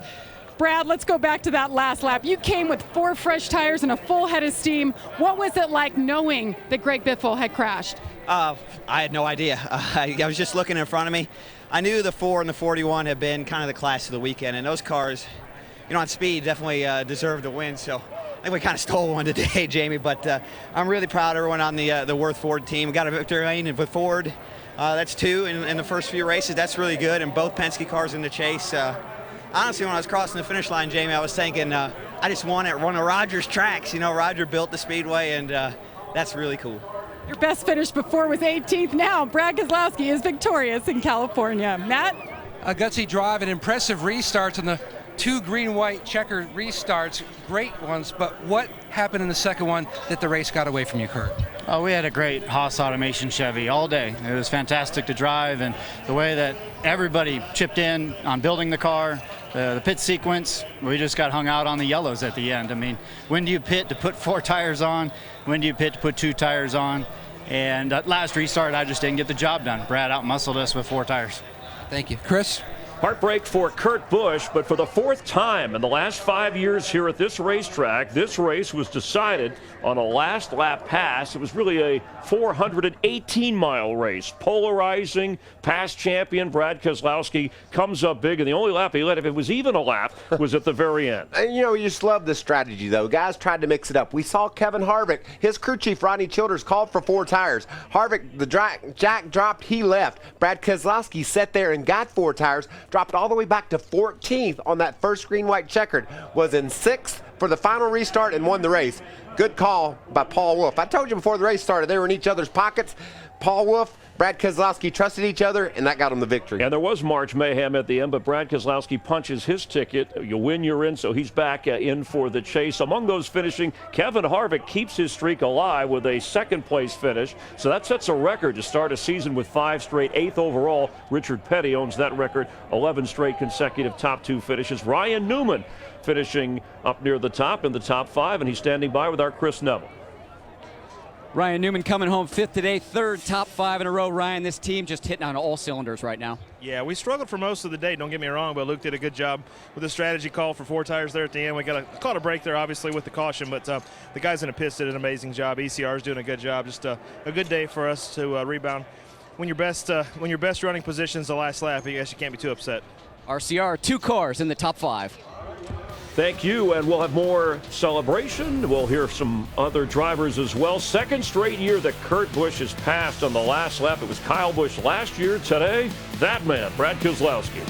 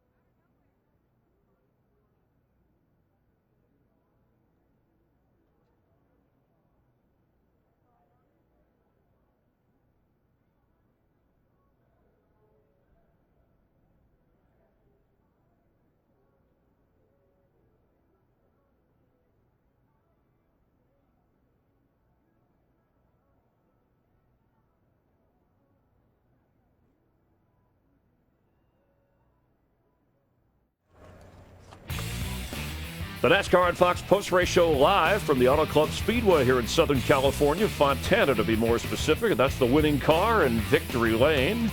With Michael Waltrip, Chris Myers, glad to have you watching with us. One of the most exciting, and we said coming here that this, over the last few years, this track has become one of the most exciting finishing tracks in the sport. Anytime the tires fall off like they do here, you put a lot of pressure on those crew chiefs. You heard Tony Oldman Gibson say, I'm too old for this. You got to make some decisions to whether to pit, whether to get 2 or whether to get 4, and it makes it really fun at the end where everybody's mixed up on different strategies. And Kurt Busch looked like twice he was going to win the race, and in the end, it was Brad Keselowski, so he's in, and these are your drivers. You win, you get in to the chase. Obviously, Harvick was trying to win for the third time this year. Keselowski gets the W in the finishing order. The Stewart-Haas cars did all finish in the top 20. This is the first time that every car was running at the finish of a race since Indianapolis in 2013. But so far, the cream has risen to the top early in this season with Harvick, Logano, Keselowski, and Jimmy Johnson. Let's head back upstairs to Darrell, Larry, and Mike. Well, Kurt Busch gave his all. Kevin Harvick is denied the West Coast 3-race sweep because Brad Keselowski refuses to lose. Yeah, it's the end of our West Coast swing, but what an ending it was. And all three of these races out here have been really exciting and fun to do. Today, I think, capped it off. And then we're going to Martinsville next week where we'll see some real beating and banging. But today, I loved it. That last restart, it was anybody's race, but the 4 tires prevailed. Yeah, and I want to say, when that caution came out with less than 2 to go, there was no bad or wrong call there. It took the 8 of that last caution, as you heard Brad Keselowski to say, to make that 4-tire strategy work.